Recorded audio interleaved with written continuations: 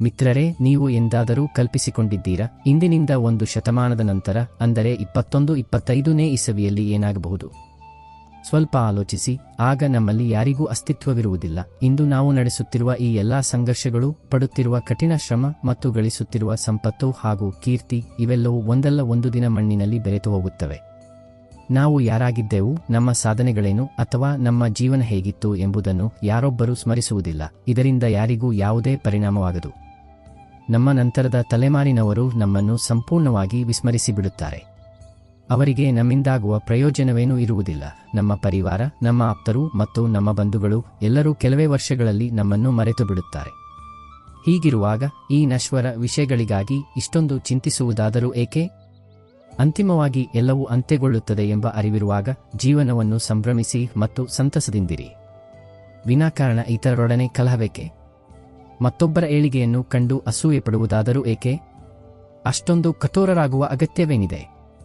ಏನನ್ನಾದರೂ ಆಗಲೇಬೇಕೆಂದಿದ್ದರೆ ಒಬ್ಬ ಉತ್ತಮ, ಸಭ್ಯ ಮತ್ತು ಪರಿಶುದ್ಧ ಆತ್ಮರಾಗಿ ನಿಮಗೆ ಸರಿ ಎನಿಸಿದ್ದನ್ನು ಮಾಡಿ, ಬೇರೆಯವರ ಮಾತುಗಳಿಗೆ ಕಿವಿಗೊಡಬೇಡಿ. ನಿಮ್ಮ ಅಂತರಾತ್ಮದ ಧ್ವನಿಯನ್ನು ಆಲಿಸಿ, ನಿಮ್ಮ ಹೃದಯದ ಇಚ್ಛೆಯಂತೆ ನಡೆಯಿರಿ. ನಿಮ್ಮ ಬಗ್ಗೆ ಕಾಳಜಿ ವಹಿಸಿ, ನಿಮ್ಮ ಬದುಕನ್ನು ಸಾರ್ಥಕವಾಗಿ ಬಾಳಿ. ಇತರರಿಂದ ನಮಗೇನಾಗಬೇಕಿದೆ? ಅವರು ಏನು ಮಾಡಲು ಬಯಸುತ್ತಾರೋ ಅದಕ್ಕೆ ಅಡ್ಡಿಯಾಗಬೇಡಿ. ನಿಮ್ಮ ಜೀವನದಲ್ಲಿ ನೀವು ಆನಂದವಾಗಿರಿ. ನಾಳೆ ಎಂಬುದು ಅಸ್ತಿತ್ವದಲ್ಲಿದೆಯೋ ಇಲ್ಲವೋ ಯಾರು ಬಲ್ಲರು. ಸಂಪೂರ್ಣವಾಗಿ ಜೀವಿಸಿ. ನಮಸ್ಕಾರ ಸ್ನೇಹಿತರೆ, ನಿಮ್ಮೆಲ್ಲರಿಗೂ ನಮ್ಮ ವಾಹಿನಿಗೆ ಆದರದ ಸ್ವಾಗತ. ಈ ವಿಡಿಯೋವನ್ನು ಆರಂಭಿಸುವ ಮುನ್ನ ಬನ್ನಿ ಒಂದು ಪ್ರಾರ್ಥನೆಯನ್ನು ಸಲ್ಲಿಸೋಣ. ಹೇ ಕೃಷ್ಣ, ಇಂದು ನಿನ್ನ ದಿವ್ಯ ವದನದಿಂದ ಹೊರಹೊಮ್ಮುತ್ತಿರುವ ಈ ಜ್ಞಾನಾಮೃತವನ್ನು ಆಲಿಸುತ್ತಿರುವ ಪ್ರತಿಯೊಬ್ಬ ಭಕ್ತನ ಮೇಲೂ ನಿನ್ನ ಅನುಗ್ರಹವು ನಿರಂತರವಾಗಿರಲಿ ಮತ್ತು ಅವರ ಸಕಲ ಸಂಕಷ್ಟಗಳು ನಿವಾರಣೆಯಾಗಲಿ. ಗೆಳೆಯರೇ, ಈ ಅದ್ಭುತವಾದ ಸಂದೇಶವನ್ನು ಕೇಳುವ ಮುನ್ನ ನಿಮ್ಮ ಚಿಂತನೆ ಮತ್ತು ಭಕ್ತಿಯನ್ನು ಪ್ರಕಟಿಸಿ ಕೆಳಗೆ ಕಮೆಂಟ್ನಲ್ಲಿ ಜೈ ಶ್ರೀ ರಾಧೆ ಕೃಷ್ಣ ಎಂದು ತಪ್ಪದೇ ನಮೂದಿಸಿ. ನಿಮ್ಮ ಈ ಭಕ್ತಿಭಾವವು ನಮ್ಮ ಈ ಪಯಣವನ್ನು ಇನ್ನಷ್ಟು ಅರ್ಥಪೂರ್ಣವಾಗಿಸುತ್ತದೆ. ಹಾಗೆಯೇ ನೀವು ನಮ್ಮ ವಾಹಿನಿಗೆ ಹೊಸಬರಾಗಿದ್ದಲ್ಲಿ ತಕ್ಷಣವೇ ಸಬ್ಸ್ಕ್ರೈಬ್ ಮಾಡಿ ಮತ್ತು ಗಂಟೆಯ ಸಂಕೇತವನ್ನು ಒತ್ತಿ. ಇದರಿಂದ ನೀವು ನಮ್ಮ ಪ್ರತಿಯೊಂದು ಹೊಸ ಭಕ್ತಿಯಾತ್ರೆಯಲ್ಲಿ ಸಹಭಾಗಿಯಾಗಬಹುದು. ಹಾಗಾದರೆ ವಿಳಂಬ ಮಾಡದೆ ಈ ದಿವ್ಯ ಪ್ರಯಾಣವನ್ನು ಆರಂಭಿಸೋಣ. ಗೆಳೆಯರೇ, ಶ್ರೀಕೃಷ್ಣನು ನುಡಿಯುತ್ತಾನೆ, ಸಂಪತ್ತಿನ ಬೆನ್ನಟ್ಟುವಿಕೆಯಲ್ಲಿ ನಿಮ್ಮನ್ನು ಕಳೆದುಕೊಳ್ಳಬೇಡಿ, ಬದಲಾಗಿ ಶುಭಾಶಯಗಳನ್ನು ಸಂಪಾದಿಸಲು ಯತ್ನಿಸಿ. ನೀವು ಕೇವಲ ದ್ರವ್ಯವನ್ನು ಗಳಿಸಿದಾಗ ನಿಮ್ಮ ಬಳಿ ಬರುವುದು ಬರೀ ಭೌತಿಕ ಸಾಮಗ್ರಿಗಳು. ಆದರೆ ನೀವು ಆಶೀರ್ವಾದಗಳನ್ನು ಸಂಪಾದಿಸಿದಾಗ ನಿಮಗೆ ಸಂಪತ್ತಿನ ಜೊತೆಗೆ ಯಥಾರ್ಥವಾದ ಸಂತೃಪ್ತಿ, ಮನಸ್ಸಿನ ಪ್ರಶಾಂತತೆ, ಶ್ರೇಷ್ಠ ಆರೋಗ್ಯ ಮತ್ತು ನಿರ್ಮಲ ಪ್ರೀತಿಯೂ ಲಭಿಸುತ್ತದೆ. ಇದೇ ಬದುಕಿನ ಪರಮ ಸತ್ಯ. ಜನರು ಸಾಮಾನ್ಯವಾಗಿ ಉತ್ತಮ ಕಾಲಕ್ಕಾಗಿ ನಿರೀಕ್ಷಿಸುತ್ತಾರೆ, ಆದರೆ ತಮ್ಮ ಬಳಿ ಪ್ರಸ್ತುತ ಇರುವ ಕ್ಷಣವೇ ಅತ್ಯಂತ ಶ್ರೇಷ್ಠವಾದದ್ದು ಎಂಬುದನ್ನು ಅವರು ಮರೆತು ಬಿಡುತ್ತಾರೆ. ನೀವು ಭವಿಷ್ಯದಲ್ಲಿ ಆಗಮಿಸಲಿರುವ ಒಳ್ಳೆಯ ದಿನಗಳಿಗಾಗಿ ಕಾಯುತ್ತಾ ಕುಳಿತರೆ ಇಡೀ ಆಯುಷ್ಯವೇ ಕರಗಿ ಹೋಗುತ್ತದೆ ಮತ್ತು ಆ ಸಮಯ ಎಂದಿಗೂ ಬರುವುದೇ ಇಲ್ಲ. ನೀವು ಸದಾ ಚಿಂತಾಕ್ರಾಂತರಾಗಿಯೇ ಉಳಿಯುತ್ತೀರಿ ಮತ್ತು ಒಂದು ದಿನ ಮೃತ್ಯು ಬಂದು ಆವರಿಸುತ್ತದೆ, ಅದರ ಅರಿವೇ ಆಗುವುದಿಲ್ಲ. ಆದ್ದರಿಂದ ನಿಮ್ಮ ವರ್ತಮಾನದ ಕ್ಷಣವನ್ನು ಅತ್ಯುತ್ತಮವಾಗಿಸಲು ಶ್ರಮಿಸಿ, ಏಕೆಂದರೆ ಇದು ಮಾತ್ರ ನಿಮ್ಮ ಹಿಡಿತದಲ್ಲಿರುವ ಕಾಲವಾಗಿದೆ. ಭಗವಾನ್ ಶ್ರೀಕೃಷ್ಣನು ಭಗವದ್ಗೀತೆಯಲ್ಲಿ ಅಭಯ ನೀಡುತ್ತಾನೆ, ಭಯಪಡಬೇಡ, ನಾನು ಸರ್ವಕಾಲದಲ್ಲೂ ನಿನ್ನ ಜೊತೆಗಿದ್ದೇನೆ. ಕತ್ತಲು ದಟ್ಟವಾಗಿ ಆವರಿಸಿದಾಗ, ಮಾರ್ಗಗಳು ಅಸ್ಪಷ್ಟವಾದಂತೆ ಭಾಸವಾದಾಗ, ಇಡೀ ಜಗತ್ತೇ ನಿನ್ನಿಂದ ವಿಮುಖವಾದಾಗ ಆಗಲೂ ಅಂಜಬೇಡ, ಏಕೆಂದರೆ ನಾನು ನಿನ್ನ ಸಂಗಡ ಇದ್ದೇನೆ. ನಿನ್ನ ಪ್ರತಿಯೊಂದು ಪರೀಕ್ಷೆಯಲ್ಲೂ, ಪ್ರತಿಯೊಂದು ಸಂಘರ್ಷದಲ್ಲೂ, ಪ್ರತಿಯೊಂದು ಅಪಜಯ ಮತ್ತು ಪ್ರತಿಯೊಂದು ವಿಜಯದಲ್ಲೂ ನಾನು ನಿನ್ನ ಜೊತೆ ನಿಲ್ಲುತ್ತೇನೆ. ನೀನು ಕುಸಿಯಲು ಆರಂಭಿಸಿದಾಗ, ನಿನ್ನ ಅಸ್ತಿತ್ವವೇ ಕಂಪಿಸುತ್ತಿದೆ ಎಂದು ತೋರಿದಾಗ, ನಿನ್ನೊಳಗಿನ ಸ್ಥೈರ್ಯವು ಮುರಿಯಲು ಪ್ರಾರಂಭಿಸಿದಾಗ ಆಗಲೂ ಹೆದರಬೇಡ. ನಾನು ನಿನ್ನನ್ನು ಹಿಡಿದುಕೊಳ್ಳಲು ಆಗಮಿಸುತ್ತೇನೆ. ನಿನಗೆ ಆಸರೆಯಾಗುವವರು ಯಾರೆಂದು ನೀನು ಚಿಂತಿಸುತ್ತೀಯಾ? ನಿನ್ನ ಪ್ರಶ್ನೆಗಳಿಗೆ ಉತ್ತರ ನೀಡುವವರು ಯಾರೆಂದು ಹುಡುಕುತ್ತೀಯಾ? ನಿನ್ನನ್ನು ನಿರ್ಭೀತನನ್ನಾಗಿ ಮಾಡುವ ಚೈತನ್ಯವನ್ನು ನೀನು ಅರಸುತ್ತೀಯಾ? ನಾನೇ ನಿನ್ನ ಸಕಲ ಉತ್ತರ. ನಾನೇ ನಿನ್ನ ಅಂತರಂಗದಲ್ಲಿ ಜ್ವಲಿಸುತ್ತಿರುವ ಜ್ಯೋತಿ. ನಾನೇ ನಿನ್ನ ಕಣಕಣದಲ್ಲಿ ನೆಲೆಸಿರುವ ಶಕ್ತಿ. ನಿನ್ನ ಸ್ಥೈರ್ಯವೇ ನಿನ್ನ ಮಹತ್ತರವಾದ ಆಯುಧ. ನಿನ್ನ ವಿಶ್ವಾಸವೇ ನಿನ್ನ ಅತ್ಯಂತ ದೊಡ್ಡ ಕವಚ. ನಿನ್ನ ಆತ್ಮದಲ್ಲಿರುವ ದೈವಿಕತೆಯೇ ನಿನ್ನನ್ನು ಅಪರಾಜಿತನನ್ನಾಗಿಸುತ್ತದೆ. ಶ್ರೀಕೃಷ್ಣ ನುಡಿಯುತ್ತಾನೆ, ಭಯವನ್ನು ಜಯಿಸು, ಸಂಕಲ್ಪವನ್ನು ದೃಢಗೊಳಿಸು ಮತ್ತು ಕರ್ಮವನ್ನು ನಿನ್ನ ಧರ್ಮವನ್ನಾಗಿ ಮಾಡಿಕೋ. ಏಕೆಂದರೆ ಭಯಕ್ಕೆ ಅಸ್ತಿತ್ವವೇ ಇಲ್ಲ, ನಾನು ನಿನ್ನ ಜೊತೆ ನಿಂತಿರುವಾಗ.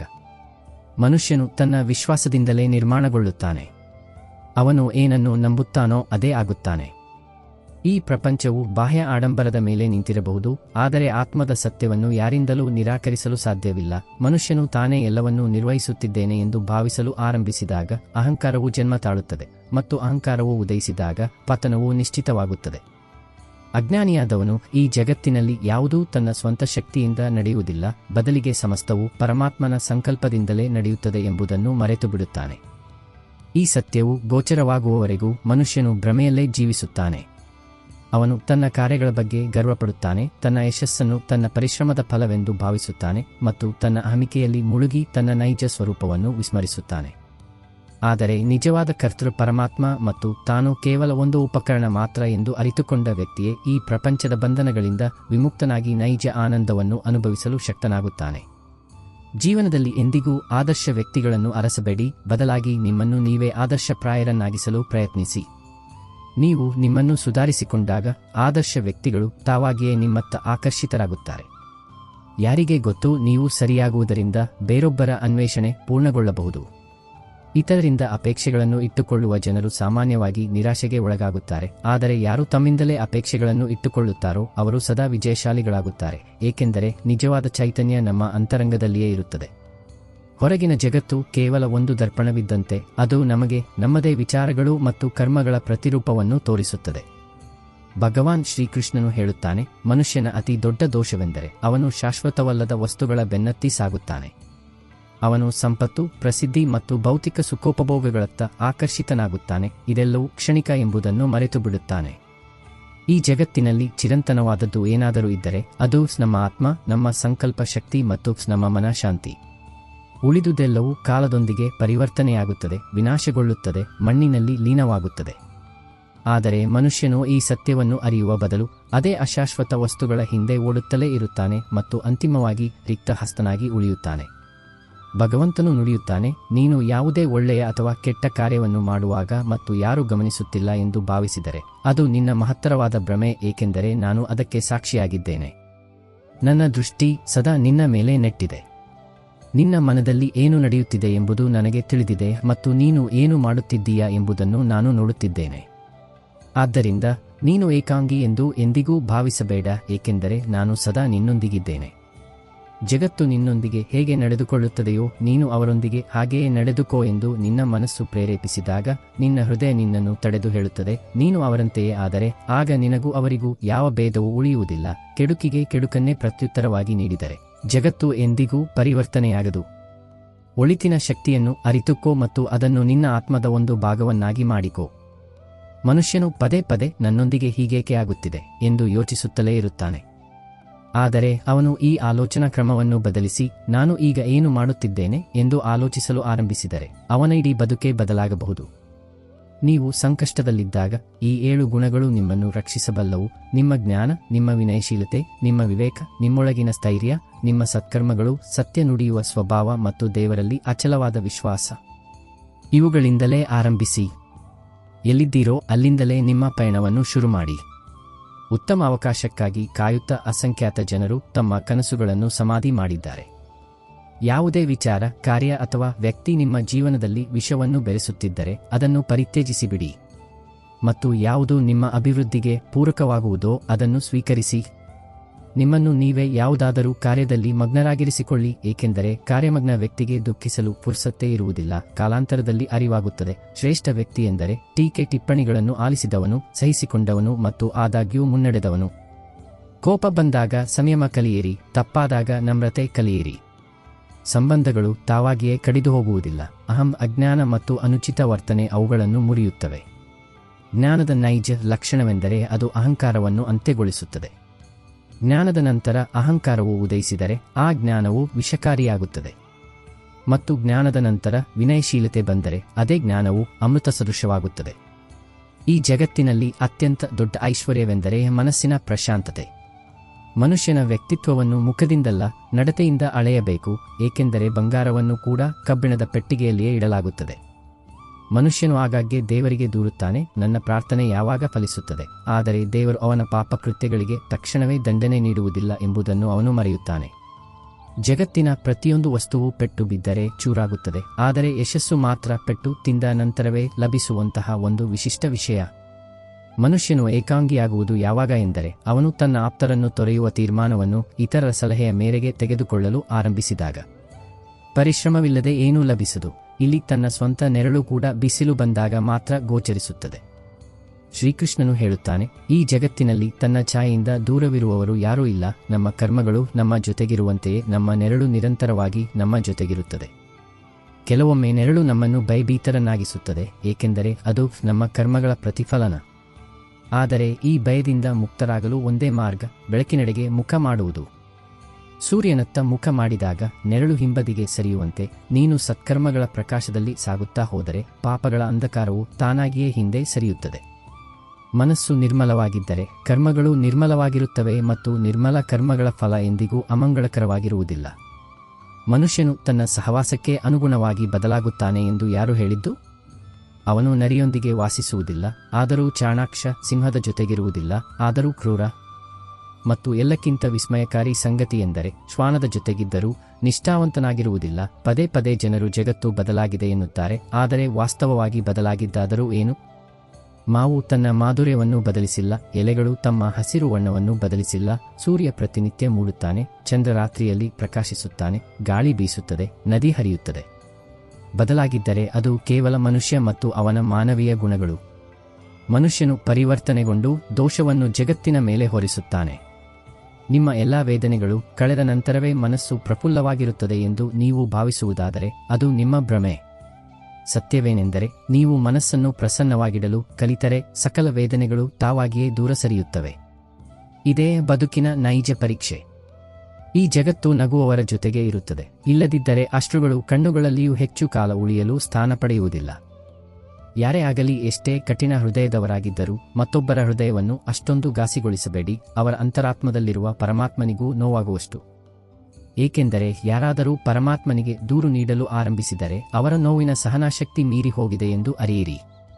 ಸಂಘರ್ಷದ ಮಾರ್ಗವನ್ನು ಆರಿಸಿಕೊಳ್ಳುವವನೇ ಜಗತ್ತನ್ನು ಪರಿವರ್ತಿಸುವ ಸಾಮರ್ಥ್ಯವನ್ನು ಹೊಂದಿರುತ್ತಾನೆ. ರಾತ್ರಿಗಳೊಂದಿಗಿನ ಸಮರವನ್ನು ಗೆದ್ದವನೇ ಪ್ರಾತಃಕಾಲದಲ್ಲಿ ಸೂರ್ಯನಂತೆ ಪ್ರಜ್ವಲಿಸುತ್ತಾನೆ.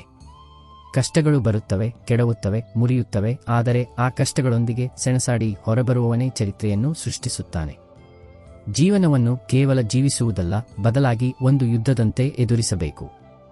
ಈ ಜೀವನದಲ್ಲಿ ಅತಿ ಹೆಚ್ಚು ವ್ಯಥೆಪಡುವವನು ಯಾರೆಂದರೆ ಅವನು ಕೇವಲ ಇತರರನ್ನು ಅಳೆಯುತ್ತಾ ಕಾಲ ಕಳೆಯುತ್ತಾನೆ. ಮತ್ತು ಅತಿ ಹೆಚ್ಚು ಸಂತೃಪ್ತನಾಗಿರುವವನು ಯಾರೆಂದರೆ ಅವನು ತನ್ನನ್ನು ತಾನು ವಿಮರ್ಶಿಸಿಕೊಳ್ಳುತ್ತಾನೆ. ಕೊಂಬೆಯಿಂದ ಮುರಿದ ಪುಷ್ಪವನ್ನು ಮತ್ತೆ ಜೋಡಿಸಲಾಗದು, ಆದರೆ ಕೊಂಬೆ ಬಲಿಷ್ಠವಾಗಿದ್ದರೆ ಅದರ ಮೇಲೆ ನವ ಪುಷ್ಪಗಳು ಖಂಡಿತವಾಗಿ ಅರಳುತ್ತವೆ. ಅದೇ ರೀತಿ ಕಳೆದುಹೋದ ಕಾಲವು ಮರಳಿ ಬರುವುದಿಲ್ಲ, ಆದರೆ ಸ್ಥೈರ್ಯ ಹೆಚ್ಚಾಗಿದ್ದರೆ ಮತ್ತು ವಿಶ್ವಾಸ ದೃಢವಾಗಿದ್ದರೆ ಬರಲಿರುವ ಪ್ರತಿಯೊಂದು ಕ್ಷಣವನ್ನು ಮನೋಹರವಾಗಿಸಬಹುದು. ನಿನಗೆ ಕೇವಲ ಒಂದೇ ಬದುಕು ಲಭಿಸಿದೆ. ಇದನ್ನು ಅನಗತ್ಯ ಚಿಂತೆ ಮತ್ತು ನಕಾರಾತ್ಮಕ ವಿಚಾರಗಳಲ್ಲಿ ಹಾಳು ಮಾಡಬೇಡ. ನಿನ್ನ ಹೃದಯದ ಇಚ್ಛೆಯಂತೆ ನಡೆ, ನಿನ್ನ ಸ್ವಪ್ನಗಳಿಗಾಗಿ ಜೀವಿಸು. ಜಗತ್ತಿನ ಜನಜಂಗುಳಿಯಿಂದ ಹೊರಬಂದಾಗ ಅರಿವಾಯಿತು, ಯಾರೋ ಇತರರ ಮೇಲೆ ಅತಿಯಾದ ಭರವಸೆ ಇಡುತ್ತಾರೋ ಅವರು ಅಂತಿಮವಾಗಿ ಏಕಾಂಗಿಯಾಗಿ ಉಳಿಯುತ್ತಾರೆ. ಏಕೆಂದರೆ ಜಗತ್ತು ಪ್ರದರ್ಶನಕ್ಕೆ ಒಗ್ಗಿಕೊಂಡಿದೆ. ಇಲ್ಲಿ ನೈಜ ಇರಾದೆಯನ್ನು ಪರೀಕ್ಷಿಸುವ ಮುನ್ನವೇ ಸಂಶಯದ ದೃಷ್ಟಿಯಿಂದ ನೋಡಲಾಗುತ್ತದೆ. ನಿನ್ನ ಗುರಿಯನ್ನು ತಲುಪಬೇಕಿದ್ದರೆ ಮಾರ್ಗವನ್ನು ನೀನೇ ನಿರ್ಮಿಸಿಕೊಳ್ಳಬೇಕು. ಯಾರದ್ದೋ ಆಶ್ರಯದಲ್ಲಿ ಕುಳಿತು ನಿರೀಕ್ಷಿಸುವವರಿಗೆ ಏನೂ ದೊರಕುವುದಿಲ್ಲ. ಕಾಲ ಮತ್ತು ಪರಿಸ್ಥಿತಿಗಳು ನಿನ್ನ ಮುಂದೆ ಶರಣಾಗಬೇಕು. ಅಂಥದ್ದೇನಾದರೂ ಮಾಡಿ ಸಾಧಿಸು. ಇತಿಹಾಸವು ಸಾಕ್ಷಿಯಾಗಿದೆ. ಜಗತ್ತಿನಲ್ಲಿ ಏನನ್ನಾದರೂ ಸಾಧಿಸಿದವರು ಕಾಯುವುದಿಲ್ಲ, ಬದಲಿಗೆ ತಮ್ಮ ಮಾರ್ಗಗಳನ್ನು ತಾವೇ ರೂಪಿಸಿಕೊಳ್ಳುತ್ತಾರೆ ಮತ್ತು ನಿರಂತರವಾಗಿ ಮುನ್ನಡೆಯುತ್ತಾರೆ. ಜನಸಮೂಹದ ಭಾಗವಾಗಲು ಎಲ್ಲರೂ ಸಿದ್ಧರಿರುತ್ತಾರೆ, ಆದರೆ ಇತಿಹಾಸವನ್ನು ನಿರ್ಮಿಸುವವರು ಜನಸಮೂಹಕ್ಕೆ ಕಾರಣೀಭೂತರಾಗುತ್ತಾರೆ.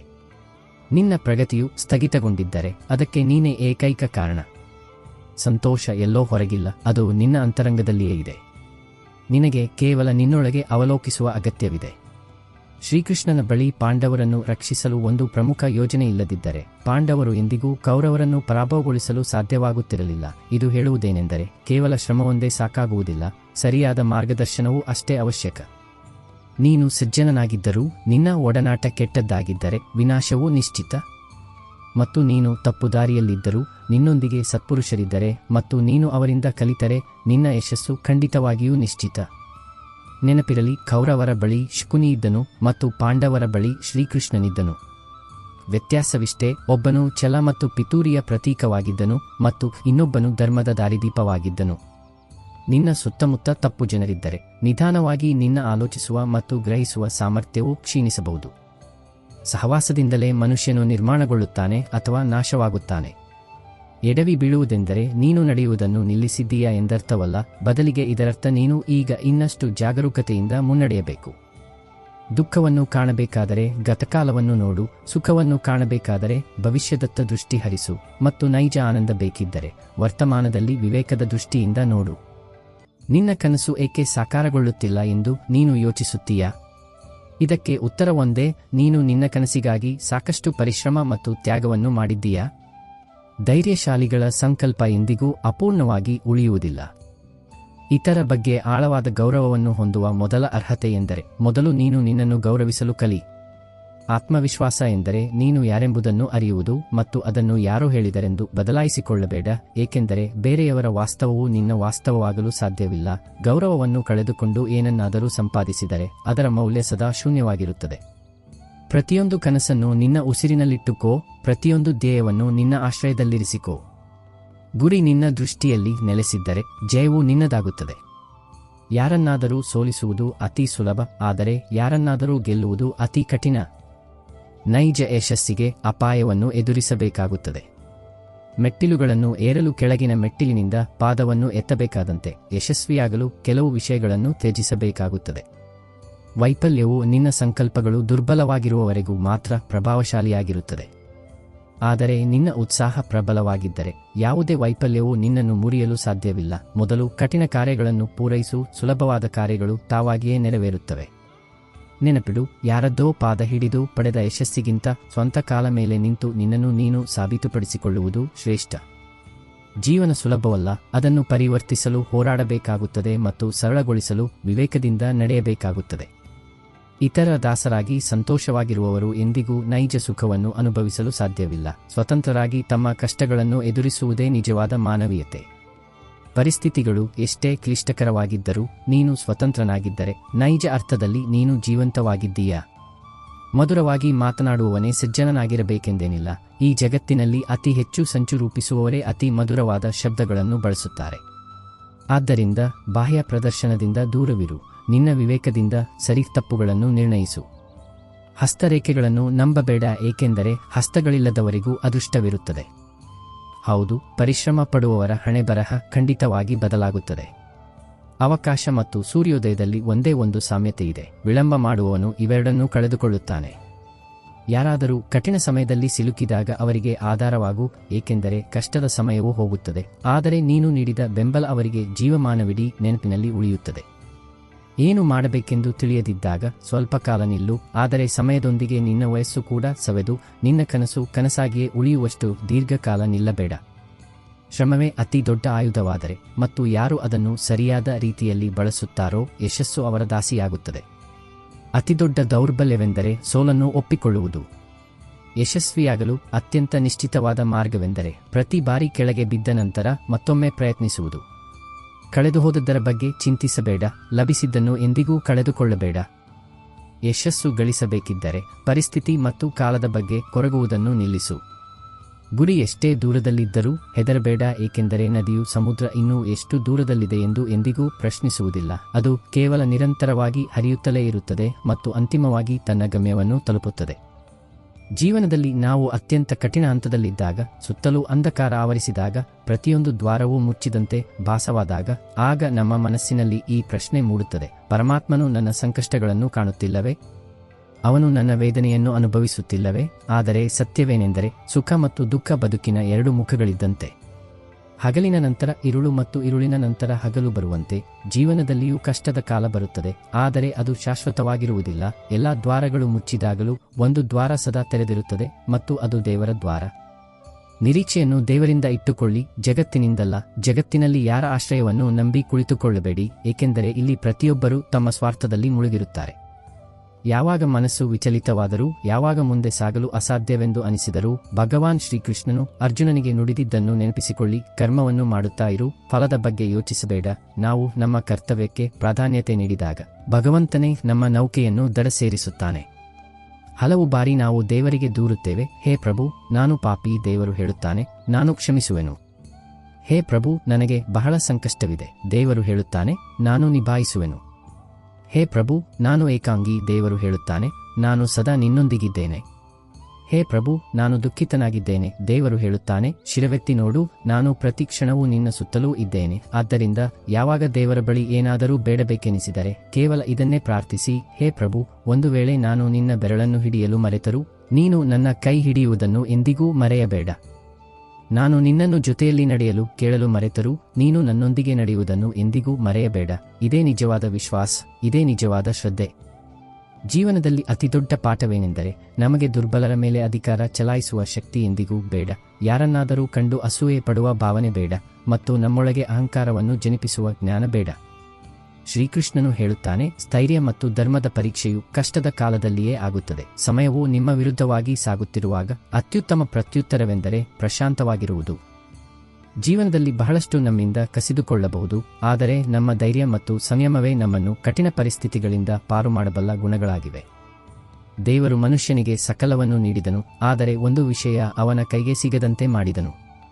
ನೀನು ಮನುಷ್ಯನಿಗೆ ನೀಡದೆ ಏನನ್ನು ಅಡಗಿಸಿಟ್ಟಿದ್ದೀಯಾ ಎಂದು ದೇವರನ್ನು ಕೇಳಿದಾಗ ದೇವರು ಮಂದಹಾಸ ಬೀರಿ ಹೇಳಿದರು, ನಾನು ನನ್ನ ಚರಣಗಳ ಕೆಳಗೆ ಶಾಂತಿಯನ್ನು ಅಡಗಿಸಿಟ್ಟಿದ್ದೇನೆ.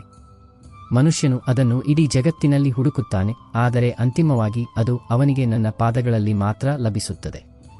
ಒಬ್ಬ ಭಕ್ತನು ದೇವರ ಮುಂದೆ ಕೈ ಮುಗಿದು ನಿಂತಾಗ ದೇವರು ಮುಗುಳ್ನಕ್ಕೂ ಕೇಳುತ್ತಾರೆ, ಹೇಳು, ಏನು ಬೇಕು? ಮಾಯೆ ಅಥವಾ ಭಕ್ತಿಯೇ? ಭಕ್ತನು ಆಲೋಚನೆಯಲ್ಲಿ ಮುಳುಗುತ್ತಾನೆ.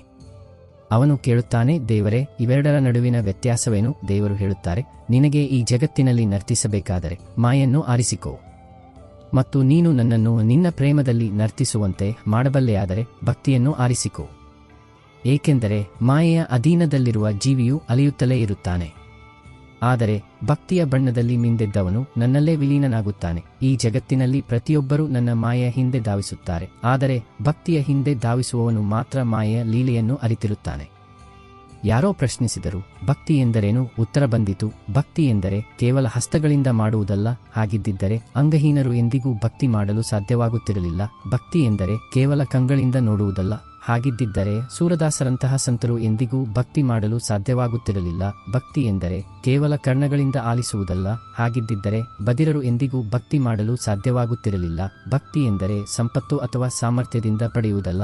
ಹಾಗಿದ್ದಿದ್ದರೆ ದರಿದ್ರರು ಮತ್ತು ನಿರ್ಬಲರು ಎಂದಿಗೂ ಭಕ್ತಿ ಮಾಡಲು ಸಾಧ್ಯವಾಗುತ್ತಿರಲಿಲ್ಲ. ಭಕ್ತಿ ಕೇವಲ ಭಾವದಿಂದ ಸಂಭವಿಸುತ್ತದೆ, ಹೃದಯದ ಅಂತರಾಳದಿಂದ ಹೊರಹೊಮ್ಮುತ್ತದೆ. ಅಲ್ಲಿ ಕೇವಲ ಪ್ರೇಮದ ಪ್ರಕಾಶ ಹರಡಿರುತ್ತದೆ. ಭಕ್ತಿ ಎಂದರೆ ಪ್ರೇಮ ಆತ್ಮವು ಪರಮಾತ್ಮನೊಂದಿಗೆ ಏಕೀಭವಿಸುವುದು. ದೇವರು ಮುಗುಳ್ನಕ್ಕೂ ಹೇಳುತ್ತಾರೆ, ಮನುಷ್ಯನ ಸ್ವಭಾವ ಬಹಳ ಅದ್ಭುತ. ಸುಖದಲ್ಲಿ ನನ್ನನ್ನು ವಿಸ್ಮರಿಸುತ್ತಾನೆ ಮತ್ತು ದುಃಖದಲ್ಲಿ ಮೊದಲು ನನ್ನನ್ನೇ ಸ್ಮರಿಸುತ್ತಾನೆ. ಜಗತ್ತು ಅವನಿಗೆ ವಂಚಿಸಿದಾಗ ಅವನು ನನ್ನ ಆಶ್ರಯಕ್ಕೆ ಬರುತ್ತಾನೆ. ಪಾಪ ಮಾಡಿದರೆ ಮರಣಕಾಲದಲ್ಲಿ ನನ್ನನ್ನು ಕರೆಯುತ್ತಾನೆ. ಕಳ್ಳನು ಸಿಕ್ಕಿಬಿದ್ದರೆ ನನ್ನನ್ನು ನೆನೆಯುತ್ತಾನೆ. ದರಿದ್ರನಿಗೆ ಹಸಿವಾದರೆ ನನ್ನ ಹೆಸರನ್ನು ಜಪಿಸುತ್ತಾನೆ. ಅನಾರೋಗ್ಯಕ್ಕೆ ತುತ್ತಾದರೆ ಪ್ರಾರ್ಥಿಸುತ್ತಾನೆ. ಪರೀಕ್ಷೆಯಲ್ಲಿ ಅನುತ್ತೀರ್ಣನಾದರೆ ನನ್ನ ಕರುಣೆಯನ್ನು ಯಾಚಿಸುತ್ತಾನೆ. ಆದರೆ ಯಾರು ಸುಖದಲ್ಲಿಯೂ ನನ್ನನ್ನು ಸ್ಮರಿಸುತ್ತಾರೋ ಅವರು ಜೀವನದುದ್ದಕ್ಕೂ ಆನಂದದಲ್ಲಿರುತ್ತಾರೆ. ಕೆಲವೊಮ್ಮೆ ಮನುಷ್ಯನು ದೇವರು ತನ್ನನ್ನು ಏಕೆ ಗಮನಿಸುತ್ತಿಲ್ಲ, ತನ್ನ ಸಂಕಷ್ಟಗಳನ್ನು ಏಕೆ ನಿವಾರಿಸುತ್ತಿಲ್ಲ ಎಂದು ಆಲೋಚಿಸುತ್ತಾನೆ. ಆದರೆ ಯಾರು ಧೈರ್ಯದಿಂದ ಇರುತ್ತಾರೋ ಅವರಿಗೆ ಪರಮಾತ್ಮನು ಪ್ರತಿ ಕ್ಷಣವೂ ತಮ್ಮೊಂದಿಗೆ ಇರುತ್ತಾನೆಂದು ತಿಳಿದಿರುತ್ತದೆ. ಅವನು ನಮ್ಮನ್ನು ಪ್ರತಿಯೊಂದು ಪರೀಕ್ಷೆಗೆ ಒಳಪಡಿಸುತ್ತಾನೆ, ಆದರೆ ಎಂದಿಗೂ ಕೈಬಿಡುವುದಿಲ್ಲ. ಎಲ್ಲಾ ಮಾರ್ಗಗಳು ಮುಚ್ಚಿದಾಗ ಒಂದು ದ್ವಾರವು ಸದಾ ತೆರೆದಿರುತ್ತದೆ, ಮತ್ತು ಅದು ದೇವರ ದ್ವಾರ. ನಾನು ಹೇಳಿದೆ, ಹೇ ಪ್ರಭು, ನಾನು ಪಾಪಿ. ದೇವರು ಹೇಳಿದರು, ನಾನು ಕ್ಷಮಿಸುವೆನು. ನಾನು ಹೇಳಿದೆ, ಹೇ ಪ್ರಭು, ನಾನು ಸಂಕಷ್ಟದಲ್ಲಿದ್ದೇನೆ. ದೇವರು ಹೇಳಿದರು, ನಾನು ನಿಭಾಯಿಸುವೆನು. ನಾನು ಹೇಳಿದೆ, ಹೇ ಪ್ರಭು, ನಾನು ಏಕಾಂಗಿಯಾಗಿದ್ದೇನೆ. ದೇವರು ಹೇಳಿದರು, ನಾನು ನಿನ್ನೊಂದಿಗಿದ್ದೇನೆ. ನಾನು ಹೇಳಿದೆ, ಹೇ ಪ್ರಭು, ನಾನು ದುಃಖಿತನಾಗಿದ್ದೇನೆ. ದೇವರು ಹೇಳಿದರು, ನಿನ್ನ ದೃಷ್ಟಿಯನ್ನು ಮೇಲಕ್ಕೆತ್ತಿ ನೋಡು, ನಾನು ಪ್ರತಿ ಕ್ಷಣವೂ ನಿನ್ನೊಂದಿಗಿದ್ದೇನೆ. ಶ್ರೀಕೃಷ್ಣ ಹೇಳುತ್ತಾರೆ, ಸ್ಥೈರ್ಯ ಮತ್ತು ಧರ್ಮದ ಪರೀಕ್ಷೆಯು ಕಷ್ಟದ ಕಾಲದಲ್ಲಿಯೇ ಆಗುತ್ತದೆ. ಸಮಯದ ಪೆಟ್ಟುಗಳನ್ನು ಸಹಿಸಿಕೊಂಡು ನಗುವವನೇ ನಿಜವಾದ ಭಕ್ತ. ಮನುಷ್ಯನಿಗೆ ಎಲ್ಲವೂ ಲಭಿಸಿದಾಗ ಅವನು ತನ್ನ ಅಹಂಕಾರದಲ್ಲಿ ಕಳೆದು ಹೋಗುತ್ತಾನೆ. ಆದರೆ ಸಮಯವು ಪ್ರತಿಕೂಲವಾದಾಗ ಅವನ ನಿಜವಾದ ಸ್ವರೂಪವು ತಿಳಿಯುತ್ತದೆ. ಪ್ರತಿಕೂಲ ಸಮಯದಲ್ಲಿಯೂ ತನ್ನ ದೇವರ ಮೇಲೆ ವಿಶ್ವಾಸವಿಡುವವನಿಗೆ ಎಂದಿಗೂ ಪರಾಭವ ಸಿಗುವುದಿಲ್ಲ. ಯಾರೋ ಒಬ್ಬರು ದೇವರಿಗೆ ಕೇಳಿದರು, ನೀವು ಮನುಷ್ಯನಿಗೆ ಸಕಲವನ್ನು ನೀಡಿದ್ದೀರಿ, ಆದರೆ ಒಂದು ವಸ್ತುವನ್ನು ನಿಮ್ಮ ಚರಣಗಳ ಕೆಳಗೆ ಏಕೆ ಅಡಗಿಸಿಟ್ಟಿದ್ದೀರಿ? ದೇವರು ಹೇಳಿದರು, ನಾನು ನನ್ನ ಪಾದಗಳ ಕೆಳಗೆ ಶಾಂತಿಯನ್ನು ಅಡಗಿಸಿಟ್ಟಿದ್ದೇನೆ, ಏಕೆಂದರೆ ಮನುಷ್ಯನು ಪ್ರತಿಯೊಂದನ್ನು ಜಗತ್ತಿನಲ್ಲಿ ಹುಡುಕುತ್ತಾನೆ, ಓಡುತ್ತಾನೆ, ಅಲೆಯುತ್ತಾನೆ, ಆದರೆ ಶಾಂತಿಯು ಅವನಿಗೆ ನನ್ನ ಪಾದಗಳಿಗೆ ಬಂದಾಗ ಮಾತ್ರ ದೊರಕುತ್ತದೆ. ಯಾರು ನನ್ನಲ್ಲಿ ಶರಣಾಗುತ್ತಾರೋ ಅವರೇ ಈ ಜೀವನದ ನೈಜ ಆನಂದವನ್ನು ಪಡೆಯುತ್ತಾರೆ. ದೇವರು ಹೇಳುತ್ತಾರೆ, ಈ ಜಗತ್ತಿನಲ್ಲಿ 2 ಬಗೆಯ ಜನರು ಮಾತ್ರ ಸಫಲರಾಗುತ್ತಾರೆ. ಒಬ್ಬರು ಪರಿಸ್ಥಿತಿಗಳೊಂದಿಗೆ ಹೋರಾಡಿ ಜಯಿಸುವವರು ಮತ್ತು ಇನ್ನೊಬ್ಬರು ದೇವರ ಮೇಲೆ ಅಚಲವಾದ ವಿಶ್ವಾಸವಿಟ್ಟವರು. ಯಾರು ತಮ್ಮ ಭಾಗ್ಯವನ್ನು ನಂಬುತ್ತಾರೋ ಅವರು ಭಾಗ್ಯದಲ್ಲಿ ಬರೆದಿದ್ದನ್ನು ಮಾತ್ರ ಪಡೆಯುತ್ತಾರೆ. ಆದರೆ ಯಾರು ತಮ್ಮ ಪರಿಶ್ರಮ ಮತ್ತು ಭಕ್ತಿಯನ್ನು ನಂಬುತ್ತಾರೋ ಅವರು ತಮ್ಮ ಭಾಗ್ಯವನ್ನೇ ಬದಲಾಯಿಸಿಕೊಳ್ಳುತ್ತಾರೆ. ಕರ್ಮದ ನಿಯಮವು ಅಚಲವಾಗಿದೆ. ಎಷ್ಟೇ ಮಹಾನ್ ಜ್ಞಾನಿಯಾಗಿದ್ದರೂ ಅವನ ಕರ್ಮಗಳು ಉತ್ತಮವಾಗಿಲ್ಲದಿದ್ದರೆ ಅವನು ಜೀವನದಲ್ಲಿ ಎಂದಿಗೂ ಸುಖವಾಗಿರಲು ಸಾಧ್ಯವಿಲ್ಲ. ಅದೇ ರೀತಿ ಎಷ್ಟೇ ಸಾಮಾನ್ಯನಾಗಿದ್ದರೂ ಅವನ ಕರ್ಮಗಳು ಪವಿತ್ರವಾಗಿದ್ದರೆ ಅವನು ಜೀವನದುದ್ದಕ್ಕೂ ಆನಂದದಲ್ಲಿರುತ್ತಾನೆ. ಶಬ್ದಕೋಶದಲ್ಲಿ ಅಸಂಖ್ಯಾತ ಪದಗಳಿದ್ದರೂ ಮೌನವಾಗಿರುವುದು ಎಲ್ಲಕ್ಕಿಂತ ಶ್ರೇಷ್ಠ. ಜಗತ್ತಿನಲ್ಲಿ ಸಾವಿರಾರು ವರ್ಣಗಳಿದ್ದರೂ ಶ್ವೇತವರ್ಣವೇ ಎಲ್ಲಕ್ಕಿಂತ ಉತ್ತಮ. ಭಕ್ಷಿಸಲು ಜಗತ್ತಿನಾದ್ಯಂತ ಖಾದ್ಯಗಳಿದ್ದರೂ ಉಪವಾಸವು ಶರೀರಕ್ಕೆ ಎಲ್ಲಕ್ಕಿಂತ ಉತ್ತಮ. ನೋಡಲು ಎಷ್ಟೆಲ್ಲ ಇದ್ದರೂ ಕಣ್ಣುಗಳಿಂದ ಅಂತರಂಗವನ್ನು ನೋಡುವುದು ಎಲ್ಲಕ್ಕಿಂತ ಉತ್ತಮ. ಏಕೆಂದರೆ ಒಳಮುಖದ ಪ್ರಯಾಣವೇ ನೈಜ ಪ್ರಯಾಣ ಮತ್ತು ಆತ್ಮವಿಮರ್ಶೆಯೇ ಸರ್ವೋತ್ಕೃಷ್ಟ ಜ್ಞಾನ. ಮನಸ್ಸು ಪ್ರಶಾಂತವಾದಾಗ ಮಾತ್ರ ಆತ್ಮದ ಧ್ವನಿಯನ್ನು ಆಲಿಸಲು ಸಾಧ್ಯ. ಸ್ವರ್ಣಲಂಕೆ ಮತ್ತು ಪುಷ್ಪಕ ವಿಮಾನ ರಾವಣನ ಬಳಿ ಇತ್ತು, ಆದರೆ ರಾಮನು ಕಂಡಿದ್ದು ವನವಾಸವನ್ನೇ. ರಾಜ್ಯಭಾರವು ಕಂಸನ ಕೈಯಲ್ಲಿತ್ತು, ಆದರೆ ಕಾರಾಗೃಹದಲ್ಲಿ ಜನಿಸಿದ್ದು ಕೃಷ್ಣ. ಅರಮನೆಯಲ್ಲಿ ವಾಸವಾಗಿದ್ದವರು ಕೌರವರೇ, ಆದರೆ ವನವಾಸವನ್ನು ಅನುಭವಿಸಿದ್ದು ಪಾಂಡವರು. ಸಂಘರ್ಷವು ಸದಾ ಸತ್ಯದೊಡನೆ ನಡೆಯುತ್ತದೆ. ಸತ್ಯಕ್ಕಾಗಿ ದೇವರಿಗೆ ಸಂಘರ್ಷ ಮಾಡಬೇಕಾಗಿ ಬಂದಾಗ ನಾವು ಇನ್ನೂ ಕೇವಲ ಮಾನವರು. ಸತ್ಯದ ಮಾರ್ಗವು ಸುಗಮವಲ್ಲ, ಆದರೆ ಅದರ ಮೇಲೆ ಸಾಗುವವರನ್ನು ಇತಿಹಾಸವು ಸ್ಮರಿಸುತ್ತದೆ. ಹೃದಯವಂತರು ಜೀವನದಲ್ಲಿ ಏಕಾಂಗಿಯಾಗಿ ಉಳಿಯಬಹುದು, ಆದರೆ ಅಂತಹವರೊಂದಿಗೆ ದೇವರು ಖಂಡಿತವಾಗಿ ಇರುತ್ತಾನೆ. ಸತ್ಯ ಮತ್ತು ಭಕ್ತಿಯ ಮಾರ್ಗವು ಕಠಿಣವಾಗಿದೆ, ಆದರೆ ಅದರ ಮೇಲೆ ದೃಢವಾಗಿ ನಿಲ್ಲುವವನೇ ನೈಜ ಅರ್ಥದಲ್ಲಿ ವಿಜಯಶಾಲಿಯಾಗುತ್ತಾನೆ. ಜಗತ್ತು ನಿಮ್ಮನ್ನು ಅರ್ಥ ಮಾಡಿಕೊಳ್ಳದಿದ್ದರೂ ದೇವರು ಸಕಲವನ್ನೂ ನೋಡುತ್ತಾನೆ. ಆದ್ದರಿಂದ ಸಹನೆಯಿಂದಿರುವುದೇ ಅತಿ ದೊಡ್ಡ ಆಧಾರ. ಜೀವನವೆಂಬ ಗ್ರಂಥಕ್ಕೆ ಸಹನೆ ಎಂಬ ಹೊದಿಕೆ ಇರುವುದು ಅತ್ಯಗತ್ಯ, ಏಕೆಂದರೆ ಅದೇ ಪ್ರತಿಯೊಂದು ಪುಟವನ್ನು ಒಟ್ಟಿಗೆ ಹಿಡಿದಿಡುತ್ತದೆ. ಗಡಿ ಎನ್ನುವುದು ಕೇವಲ ಒಂದು ರೇಖೆಯಲ್ಲ, ಅದೊಂದು ಪರಿಭಾಷೆಯೂ ಹೌದು. ಪ್ರೀತಿಯ, ಸಹನೆಯ, ಸ್ನೇಹದ ಮತ್ತು ವೈಷಮ್ಯದ ಗಡಿ ಕೂಡ. ಯಾರು ಸದಾ ಗಡಿಯಲ್ಲಿ ಬಂಧಿತರಾಗಿರುತ್ತಾರೋ ಅವರು ಸಾಮಾನ್ಯ ಮನುಷ್ಯರಾಗಿ ಉಳಿದು ಬಿಡುತ್ತಾರೆ.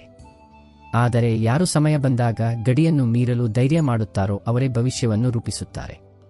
ಗಡಿಯು ನಮ್ಮನ್ನು ಕೇವಲ ಮಿತಿಯಲ್ಲಿ ಇಡುವುದಿಲ್ಲ, ಕೆಲವೊಮ್ಮೆ ಅದು ನಮ್ಮನ್ನು ಬಂಧಿಸುತ್ತದೆ ಕೂಡ.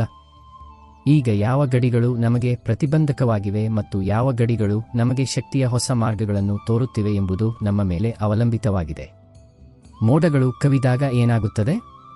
ಅಂಧಕಾರ ಹರಡುತ್ತದೆ, ಮೇಘಗಳು ಗರ್ಜಿಸುತ್ತವೆ, ವರುಣಧಾರೆ ಸುರಿಯುತ್ತದೆ. ಎಲ್ಲ ಜೀವಿಗಳು ತಮ್ಮ ಆಶ್ರಯಸ್ಥಾನಗಳಲ್ಲಿ ಹೋಗಿ ಅಡಗಿಕೊಳ್ಳುತ್ತವೆ. ಮಾನವರು ತಮ್ಮ ಗೃಹಗಳತ್ತ ಧಾವಿಸುತ್ತಾರೆ ಮತ್ತು ಪಕ್ಷಿಗಳು ತಮ್ಮ ಗೂಡುಗಳಲ್ಲಿ ಅಡಗಿಕೊಳ್ಳುತ್ತವೆ.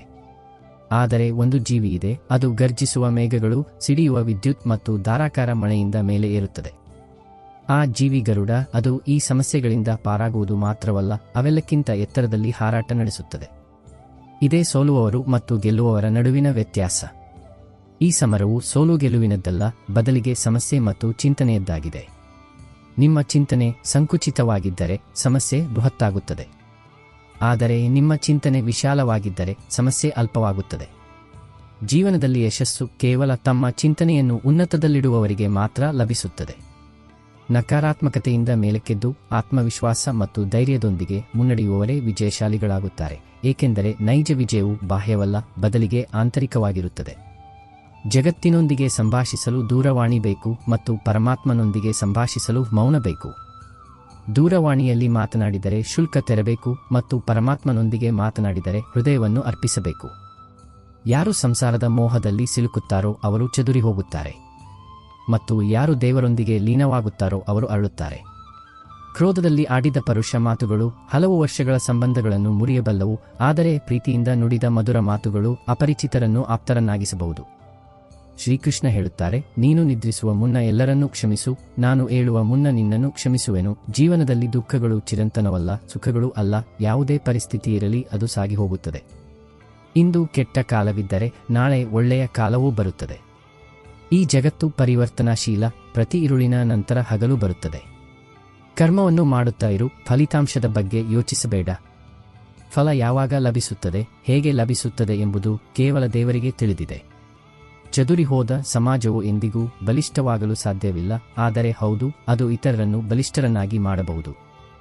ಯಾವ ಗೃಹದಲ್ಲಿ ಪ್ರೀತಿ ಮತ್ತು ಹಿರಿಯರಿಗೆ ಸನ್ಮಾನವಿರುತ್ತದೆಯೋ ಅಲ್ಲಿ ಸ್ವತಃ ದೇವರೇ ವಾಸವಾಗಿರುತ್ತಾನೆ. ಪ್ರೀತಿಯಿಂದ ರಾಮಾಯಣ ರಚಿಸಲ್ಪಟ್ಟಿತು ಮತ್ತು ಆಸ್ತಿಯ ವಿಭಜನೆಯಿಂದ ಮಹಾಭಾರತ ನಡೆಯಿತು. ಆದ್ದರಿಂದ ಜೀವನದಲ್ಲಿ ಪ್ರೀತಿಯನ್ನು ಉಳಿಸಿಕೊಳ್ಳಿ ಮತ್ತು ಅಹಂಕಾರದಿಂದ ದೂರವಿರಿ. ಮನುಷ್ಯನ ಪತನವು ಆಗ ಆರಂಭವಾಗುತ್ತದೆ ಯಾವಾಗ ಅವನು ತನ್ನವರನ್ನು ಕೆಳಗೆ ಕೆಡವಲು ಇತರರಿಂದ ಸಲಹೆ ಪಡೆಯಲು ಶುರು ಮಾಡುತ್ತಾನೋ ಆಗ. ಕಲ್ಲನ್ನು ಪ್ರಾಣಿಯ ಮೇಲೆ ಎಸೆದರೆ ಅದು ಭಯಭೀತವಾಗಿ ಓಡಿಹೋಗುತ್ತದೆ. ಆದರೆ ಅದೇ ಕಲ್ಲನ್ನು ಜೇನುಗೂಡಿಗೆ ಹೊಡೆದರೆ ಇಡೀ ಸಮೂಹವೇ ಪ್ರತಿಕ್ರಿಯಿಸುತ್ತದೆ. ಒಗ್ಗಟ್ಟಿನಲ್ಲಿ ಬಲವಿದೆ, ಸಂಘಟನೆಯಲ್ಲಿ ಶಕ್ತಿಯಿದೆ. ಯಾವಾಗಲೂ ಸಂಘಟಿತರಾಗಿರಿ, ಒಂದಾಗಿರಿ ಮತ್ತು ಪ್ರೀತಿಯಿಂದಿರಿ. ಜೀವನವನ್ನು ನಡೆಸಲು 2 ಮಾರ್ಗಗಳಿವೆ. ಒಂದು, ಇಷ್ಟವಾದದ್ದನ್ನು ಸಂಪಾದಿಸಲು ಯತ್ನಿಸುವುದು ಮತ್ತು ಇನ್ನೊಂದು, ಲಭಿಸಿದ್ದನ್ನು ಇಷ್ಟಪಡಲು ಕಲಿಯುವುದು. ತನ್ನ ಬಳಿಯಿರುವ ವಸ್ತುಗಳಲ್ಲಿ ತೃಪ್ತನಾಗಿರುವವನೇ ನೈಜ ಆನಂದವನ್ನು ಪಡೆಯುತ್ತಾನೆ. ನೀವು ಯಾವಾಗಲೂ ಎಷ್ಟು ವಿನಮ್ರರಾಗಿರಿ ಎಂದರೆ ಪ್ರತಿಯೊಬ್ಬ ವ್ಯಕ್ತಿಯೂ ನಿಮ್ಮೊಂದಿಗೆ ಸಹಜವಾಗಿ ಕುಳಿತುಕೊಳ್ಳಬೇಕು, ಮತ್ತು ನೀವು ಎಷ್ಟು ಶ್ರೇಷ್ಠರಾಗಿರಿ ಎಂದರೆ ನೀವು ಎದ್ದು ನಿಂತಾಗ ಯಾರೂ ಕುಳಿತುಕೊಳ್ಳಬಾರದು. ಹಾರಾಟ ಮಾಡಲೇಬೇಕು, ಎಷ್ಟೇ ಬಾರಿ ಬೀಳಬೇಕಾದರೂ ಚಿಂತೆಯಿಲ್ಲ. ಕನಸುಗಳನ್ನು ಸಾಕಾರಗೊಳಿಸಿಕೊಳ್ಳಬೇಕು, ತನ್ನೊಂದಿಗೆ ಸೆಣಸಾಡಬೇಕಾದರೂ ಚಿಂತೆಯಿಲ್ಲ. ಜೀವನದಲ್ಲಿ ಅಪಾಯಗಳನ್ನು ಎದುರಿಸಲು ಎಂದಿಗೂ ಅಂಜಬೇಡಿ, ಒಂದೋ ಜಯ ಲಭಿಸುತ್ತದೆ, ಇಲ್ಲವೇ ಸೋತರೆ ಪಾಠ ಸಿಗುತ್ತದೆ. ಶ್ರೀಕೃಷ್ಣ ಹೇಳುತ್ತಾರೆ, ಸಂಘರ್ಷವನ್ನು ಜನಕನಿಂದ ಕಲಿಯಿರಿ ಮತ್ತು ಸಂಸ್ಕಾರವನ್ನು ಜನನಿಯಿಂದ, ಉಳಿದದ್ದನ್ನೆಲ್ಲ ಈ ಪ್ರಪಂಚವೇ ಕಲಿಸುತ್ತದೆ. ಜಗತ್ತಿನ ಅತ್ಯಂತ ಬೆಲೆಬಾಳುವ ವಸ್ತುವೆಂದರೆ ವಿಶ್ವಾಸ. ವಿಶ್ವಾಸ ದೇವರ ಮೇಲಿದ್ದರೆ ಹಣೆಬರಹದಲ್ಲಿರುವುದನ್ನೇ ಪಡೆಯುವಿರಿ. ಆದರೆ ವಿಶ್ವಾಸ ನಿಮ್ಮ ಮೇಲಿದ್ದರೆ ದೇವರು ಕೂಡ ನೀವು ಅಪೇಕ್ಷಿಸಿದ್ದನ್ನೇ ಬರೆಯುತ್ತಾನೆ. ಹಠ ಹಿಡಿಯುವುದು ಯಾವಾಗಲೂ ಸಂತೋಷಗಳೇ, ದುಃಖಗಳಿಗೆ ಅಷ್ಟೊಂದು ಹಠ ಎಲ್ಲಿರುತ್ತದೆ? ದೇವರು ಸಿಗಬೇಕೆಂದು ಬಯಸಿದರೆ ಆಶೀರ್ವಾದಗಳು ಲಭಿಸುವಂತಹ ಕರ್ಮಗಳನ್ನು ಮಾಡಿ. ಯಾರೇ ಆಗಲಿ, ಎಷ್ಟೇ ಶ್ರೇಷ್ಠರಾದರೂ ಪ್ರಕೃತಿ ಎಂದಿಗೂ ಯಾರನ್ನೂ ಪರಿಪೂರ್ಣಗೊಳಿಸುವುದಿಲ್ಲ. ಕೋಗಿಲೆಗೆ ಮಧುರ ಸ್ವರ ಕೊಟ್ಟರೆ ಸೌಂದರ್ಯವನ್ನು ಕಸಿದುಕೊಂಡಿತು. ನವಿಲಿಗೆ ಸೌಂದರ್ಯ ಕೊಟ್ಟರೆ ಸ್ವರವನ್ನು ಕಸಿದುಕೊಂಡಿತು. ಮನುಷ್ಯನಿಗೆ ಇಚ್ಛಾಶಕ್ತಿ ಕೊಟ್ಟರೆ ತೃಪ್ತಿಯನ್ನು ಕಸಿದುಕೊಂಡಿತು. ಸಂತನಿಗೆ ತೃಪ್ತಿ ಕೊಟ್ಟರೆ ಸಂಸಾರವನ್ನು ಕಸಿದುಕೊಂಡಿತು. ಎಂದಿಗೂ ನಿನ್ನ ಮೇಲೆ ಗರ್ವ ಪಡಬೇಡ. ದೇವರು ನಿನ್ನಂತ ಮತ್ತು ನನ್ನಂತ ಅದೆಷ್ಟೋ ಜನರನ್ನು ಮಣ್ಣಿನಿಂದ ಸೃಷ್ಟಿಸಿ ಮಣ್ಣಿನಲ್ಲಿ ವಿಲೀನಗೊಳಿಸಿದ್ದಾನೆ. ಓಟದಲ್ಲಿ ಗೆಲ್ಲುವ ಅಶ್ವಕ್ಕೆ ಯಶಸ್ಸು ಏನೆಂದು ತಿಳಿದಿರುವುದಿಲ್ಲ. ಅದು ಕೇವಲ ತನ್ನ ಸ್ವಾಮಿಯಿಂದ ಸಿಗುವ ನೋವಿನ ಕಾರಣದಿಂದ ಓಡುತ್ತದೆ. ನೀವು ಎಂದಾದರೂ ನಿಮ್ಮನ್ನು ಸಂಕಷ್ಟದಲ್ಲಿ ಕಂಡುಕೊಂಡರೆ ನಿಮ್ಮ ಸ್ವಾಮಿ ಅಂದರೆ ದೇವರು ನಿಮ್ಮ ವಿಜಯವನ್ನೇ ಬಯಸುತ್ತಿದ್ದಾನೆಂದು ಅರಿಯಿರಿ. ಯಾವಾಗಲೂ ಬಲಿಷ್ಠರಾಗಿರುವ ಉದಾಹರಣೆಯಾಗಬೇಡಿ. ಕೆಲವೊಮ್ಮೆ ದುರ್ಬಲರಾಗುವುದು ಹೃದಯವನ್ನು ಲರುಗೊಳಿಸುತ್ತದೆ. ಜೀವನದಲ್ಲಿ ನಿಮ್ಮ ಮಿತಿಗಳನ್ನು ಸದಾ ನೆನಪಿಡಿ, ಅದು ಕ್ರೋಧದ್ದಾಗಿರಲಿ ಅಥವಾ ಪ್ರೀತಿಯದ್ದಾಗಿರಲಿ. ಮತ್ತು ವಸ್ತುಗಳು ಬಳಕೆಗಾಗಿ ಮತ್ತು ಜನರು ಪ್ರೀತಿಗಾಗಿ ಇರುತ್ತಾರೆ ಎಂಬುದನ್ನು ನೆನಪಿಡಿ. ಆದರೆ ನಾವು ಅದಕ್ಕೆ ವಿರುದ್ಧವಾಗಿ ಮಾಡುತ್ತೇವೆ. ವಸ್ತುಗಳನ್ನು ಪ್ರೀತಿಸುತ್ತೇವೆ ಮತ್ತು ಜನರನ್ನು ಬಳಸಿಕೊಳ್ಳುತ್ತೇವೆ. ಈ ಜಗತ್ತು ಎಷ್ಟು ವಿಚಿತ್ರ! ಯಾರ ಕಂಗಳಲ್ಲಿ ನಿದ್ರೆ ಇದೆಯೋ ಅವರ ಬಳಿ ಉತ್ತಮ ಶಯ್ಯೆ ಇಲ್ಲ, ಮತ್ತು ಯಾರ ಬಳಿ ಉತ್ತಮ ಶಯ್ಯೆ ಇದೆಯೋ ಅವರ ಕಂಗಳಲ್ಲಿ ನಿದ್ರೆ ಇಲ್ಲ. ಯಾರ ಮನಸ್ಸಿನಲ್ಲಿ ಕರುಣೆ ಇದೆಯೋ ಅವರ ಬಳಿ ನೀಡಲು ದ್ರವ್ಯವಿಲ್ಲ, ಮತ್ತು ಯಾರ ಬಳಿ ದ್ರವ್ಯವಿದೆಯೋ ಅವರ ಬಳಿ ಕರುಣೆ ಇಲ್ಲ. ಯಾರಿಗೆ ಹಸಿವಾಗಿದೆಯೋ ಅವನಿಗೆ ಭಕ್ಷಿಸಲು ಏನೂ ಇಲ್ಲ, ಮತ್ತು ಯಾರಿಗೆ ಭಕ್ಷಿಸಲು ಇದೆಯೋ ಅವನಿಗೆ ಹಸಿವಿಲ್ಲ. ಕೆಲವರು ತಮ್ಮವರಿಗಾಗಿ ರೊಟ್ಟಿಯನ್ನು ತ್ಯಜಿಸುತ್ತಾರೆ, ಇನ್ನು ಕೆಲವರು ರೊಟ್ಟಿಗಾಗಿ ತಮ್ಮವರನ್ನು ತ್ಯಜಿಸುತ್ತಾರೆ. ಶ್ರೀಕೃಷ್ಣ ಹೇಳುತ್ತಾರೆ, ಜೀವನದಲ್ಲಿ ಪರಾಜಿತನಾದರೂ ಧೈರ್ಯ ಕಳೆದುಕೊಳ್ಳದವನೇ ನೈಜ ವಿಜೇತ. ನಿನ್ನ ಜ್ಞಾನ, ನಿನ್ನ ಶಕ್ತಿ, ನಿನ್ನ ಸಂಪತ್ತಿನ ಬಗ್ಗೆ ಗರ್ವ ಪಡಬೇಡ, ಏಕೆಂದರೆ ಕಾಲವು ತಿರುಗಿದಾಗ ಶಿಖರದಲ್ಲಿ ಕುಳಿತ ಅರಸನನ್ನು ಭಿಕ್ಷುಕನನ್ನಾಗಿ ಮಾಡುತ್ತದೆ. ಕೆಟ್ಟ ಸಮಯದಲ್ಲಿ ಧೈರ್ಯದಿಂದಿರು, ಏಕೆಂದರೆ ಇದು ಬಂಗಾರವನ್ನು ಕುಂದಣವನ್ನಾಗಿ ಮಾಡುವ ಅಗ್ನಿ.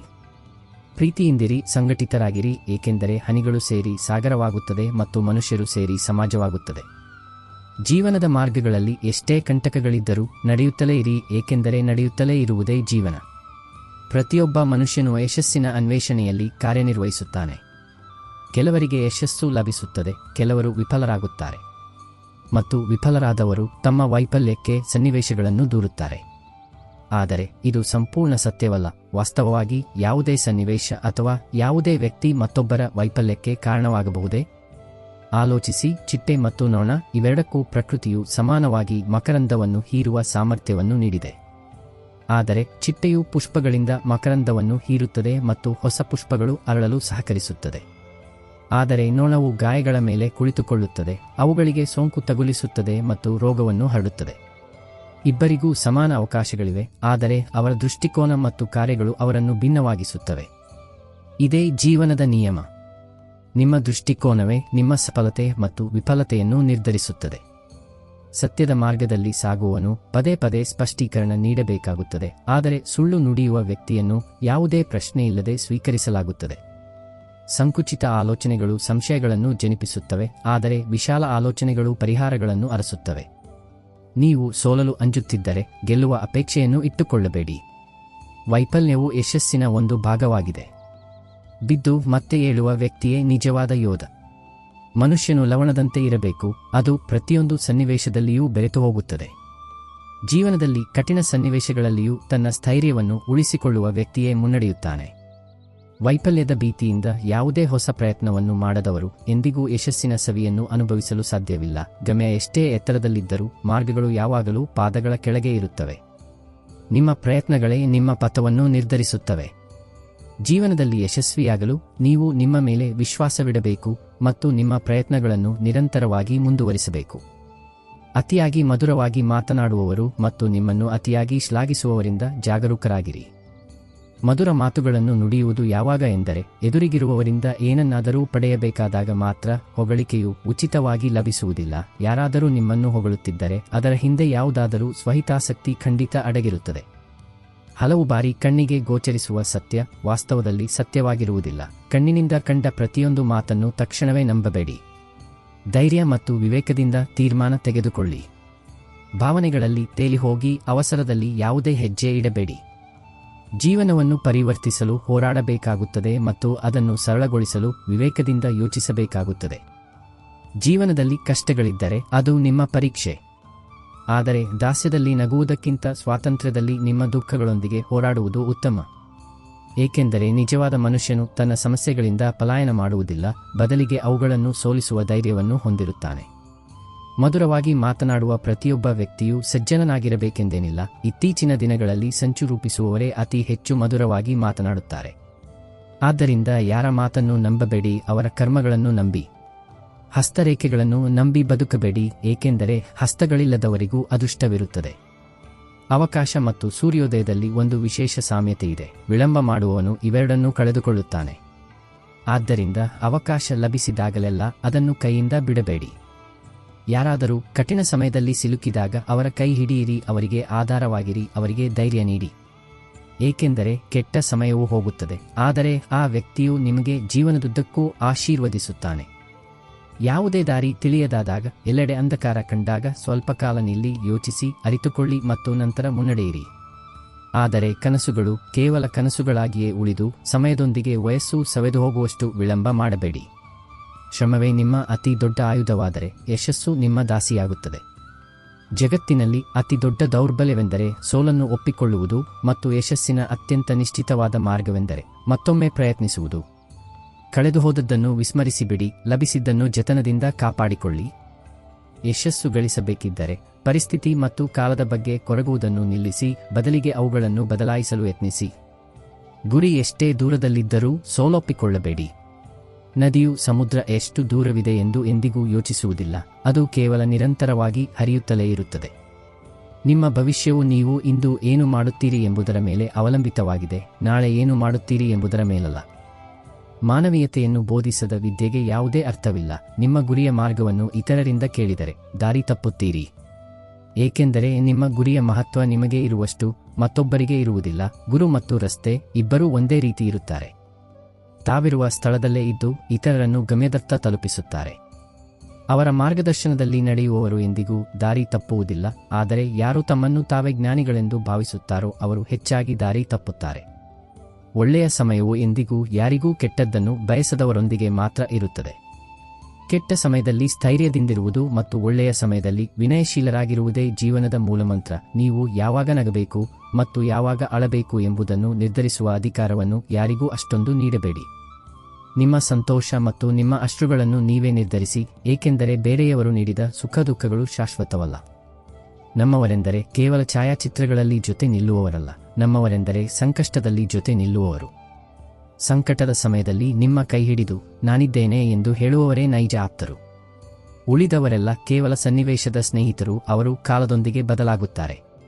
ಪ್ರತಿಯೊಂದು ಸೂರ್ಯಾಸ್ತವು ನಮ್ಮ ಬದುಕಿನಿಂದ ಒಂದು ದಿನವನ್ನು ಕಳೆಯುತ್ತದೆ, ಆದರೆ ಪ್ರತಿಯೊಂದು ಸೂರ್ಯೋದಯವು ಒಂದು ಹೊಸ ಆಶಯ ಮತ್ತು ಹೊಸ ಆರಂಭವನ್ನು ತರುತ್ತದೆ. ಕಳೆದುಹೋದದ್ದನ್ನು ಚಿಂತಿಸುವುದನ್ನು ಬಿಡಿ, ಬರಲಿರುವುದಕ್ಕೆ ಸಿದ್ಧರಾಗಿ. ಆದ್ದರಿಂದ ಯಾವಾಗಲೂ ಶ್ರೇಷ್ಠವಾದುದನ್ನೇ ಅಪೇಕ್ಷಿಸಿ.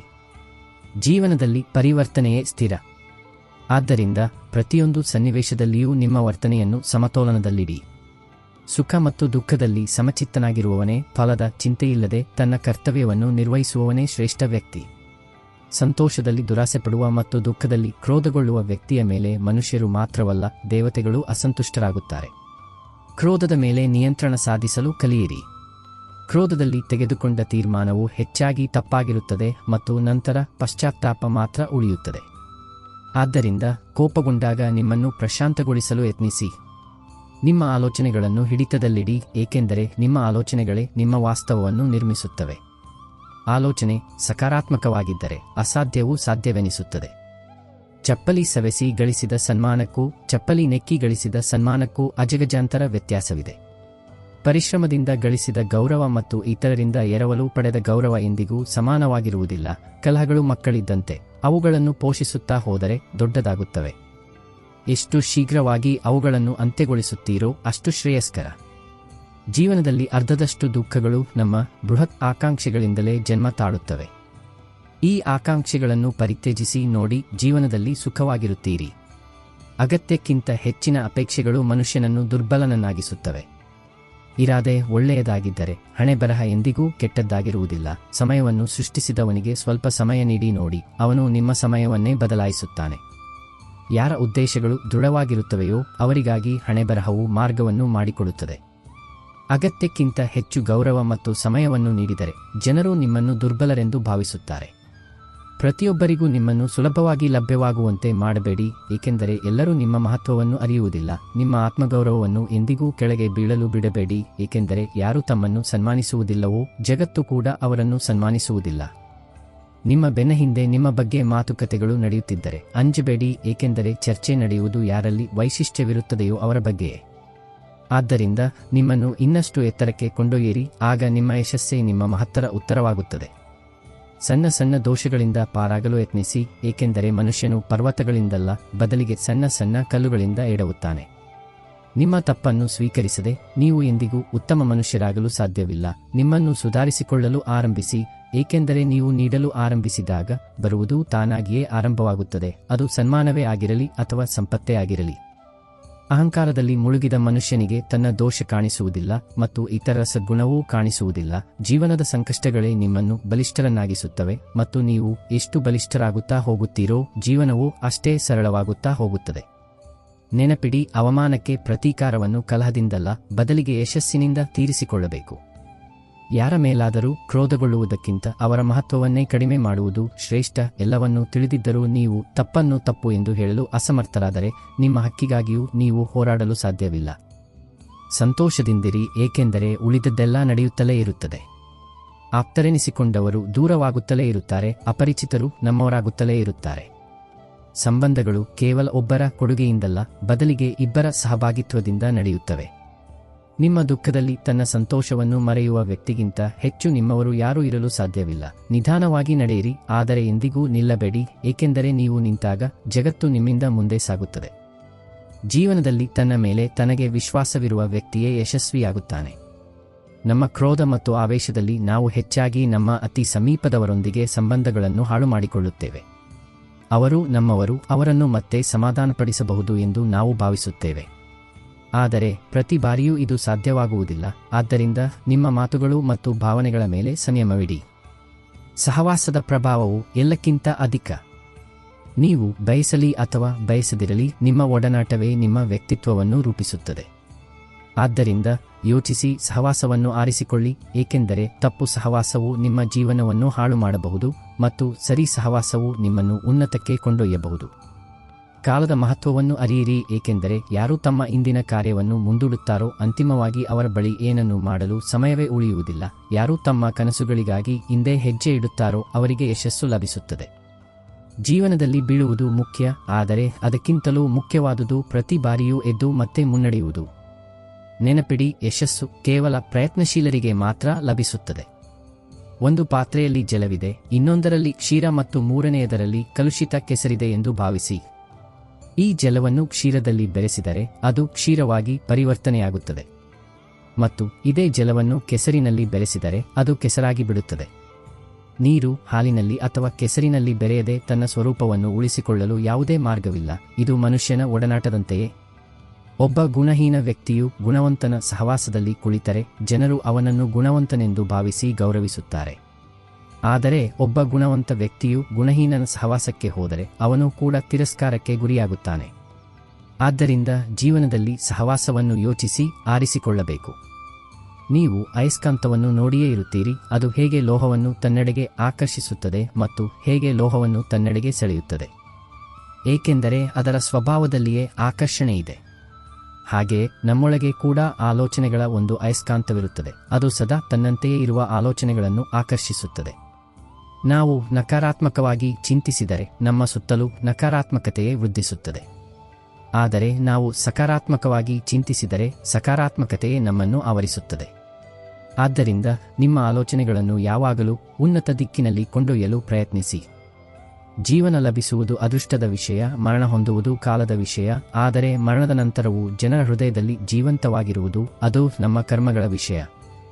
ಜನರು ತಮ್ಮ ಶರೀರವನ್ನು ಸುಂದರವಾಗಿಸಲು ಯತ್ನಿಸುತ್ತಿರುತ್ತಾರೆ, ಆದರೆ ಆತ್ಮದ ಸೌಂದರ್ಯವು ಶರೀರದ ಸೌಂದರ್ಯಕ್ಕಿಂತ ಹೆಚ್ಚು ಪ್ರಮುಖವಾದುದು. ಶರೀರವು ನಶ್ವರ, ಮಣ್ಣಿನಿಂದ ಮಾಡಲ್ಪಟ್ಟಿದೆ ಮತ್ತು ಮಣ್ಣಿನಲ್ಲಿಯೇ ವಿಲೀನವಾಗುತ್ತದೆ. ಆದರೆ ಆತ್ಮವು ಅಮರ. ಆತ್ಮದ ಸೌಂದರ್ಯವನ್ನು ವೃದ್ಧಿಸಲು ನಾವು ನಮ್ಮ ವಿಚಾರಗಳು ಮತ್ತು ಕರ್ಮಗಳನ್ನು ಶುದ್ಧೀಕರಿಸಬೇಕು. ಕರ್ಮಯೋಗಿ ಎಂದರೆ ಯಾರು ತಮ್ಮ ಮನಸ್ಸು ಮತ್ತು ಬುದ್ಧಿಯ ಶುದ್ಧೀಕರಣಕ್ಕಾಗಿ ತಮ್ಮ ಶರೀರ, ಮನಸ್ಸು, ಬುದ್ಧಿ ಮತ್ತು ಇಂದ್ರಿಯಗಳೊಂದಿಗೆ ಆಸಕ್ತಿರಹಿತರಾಗಿ ಕರ್ಮ ಮಾಡುತ್ತಾರೋ ಅವರು. ನೈಜ ಸೌಂದರ್ಯವು ಕಣ್ಣಿಗೆ ಕಾಣುವುದಲ್ಲ, ಬದಲಿಗೆ ಹೃದಯದಿಂದ ಅನುಭವಿಸಲ್ಪಡುವುದು. ಸದ್ಗುಣವನ್ನು ಅಳವಡಿಸಿಕೊಳ್ಳಿ, ದುರ್ಗುಣದಿಂದ ದೂರವಿರಿ ಮತ್ತು ನಿಮ್ಮ ಕರ್ಮಗಳಿಂದ ಜಗತ್ತಿನಲ್ಲಿ ಅಂತಹ ಪ್ರಕಾಶವನ್ನು ಹರಡಿ ನಿಮ್ಮ ಗುರುತು ಶಾಶ್ವತವಾಗಿ ಅಳಿಸಲಾಗದಂತಾಗಲಿ.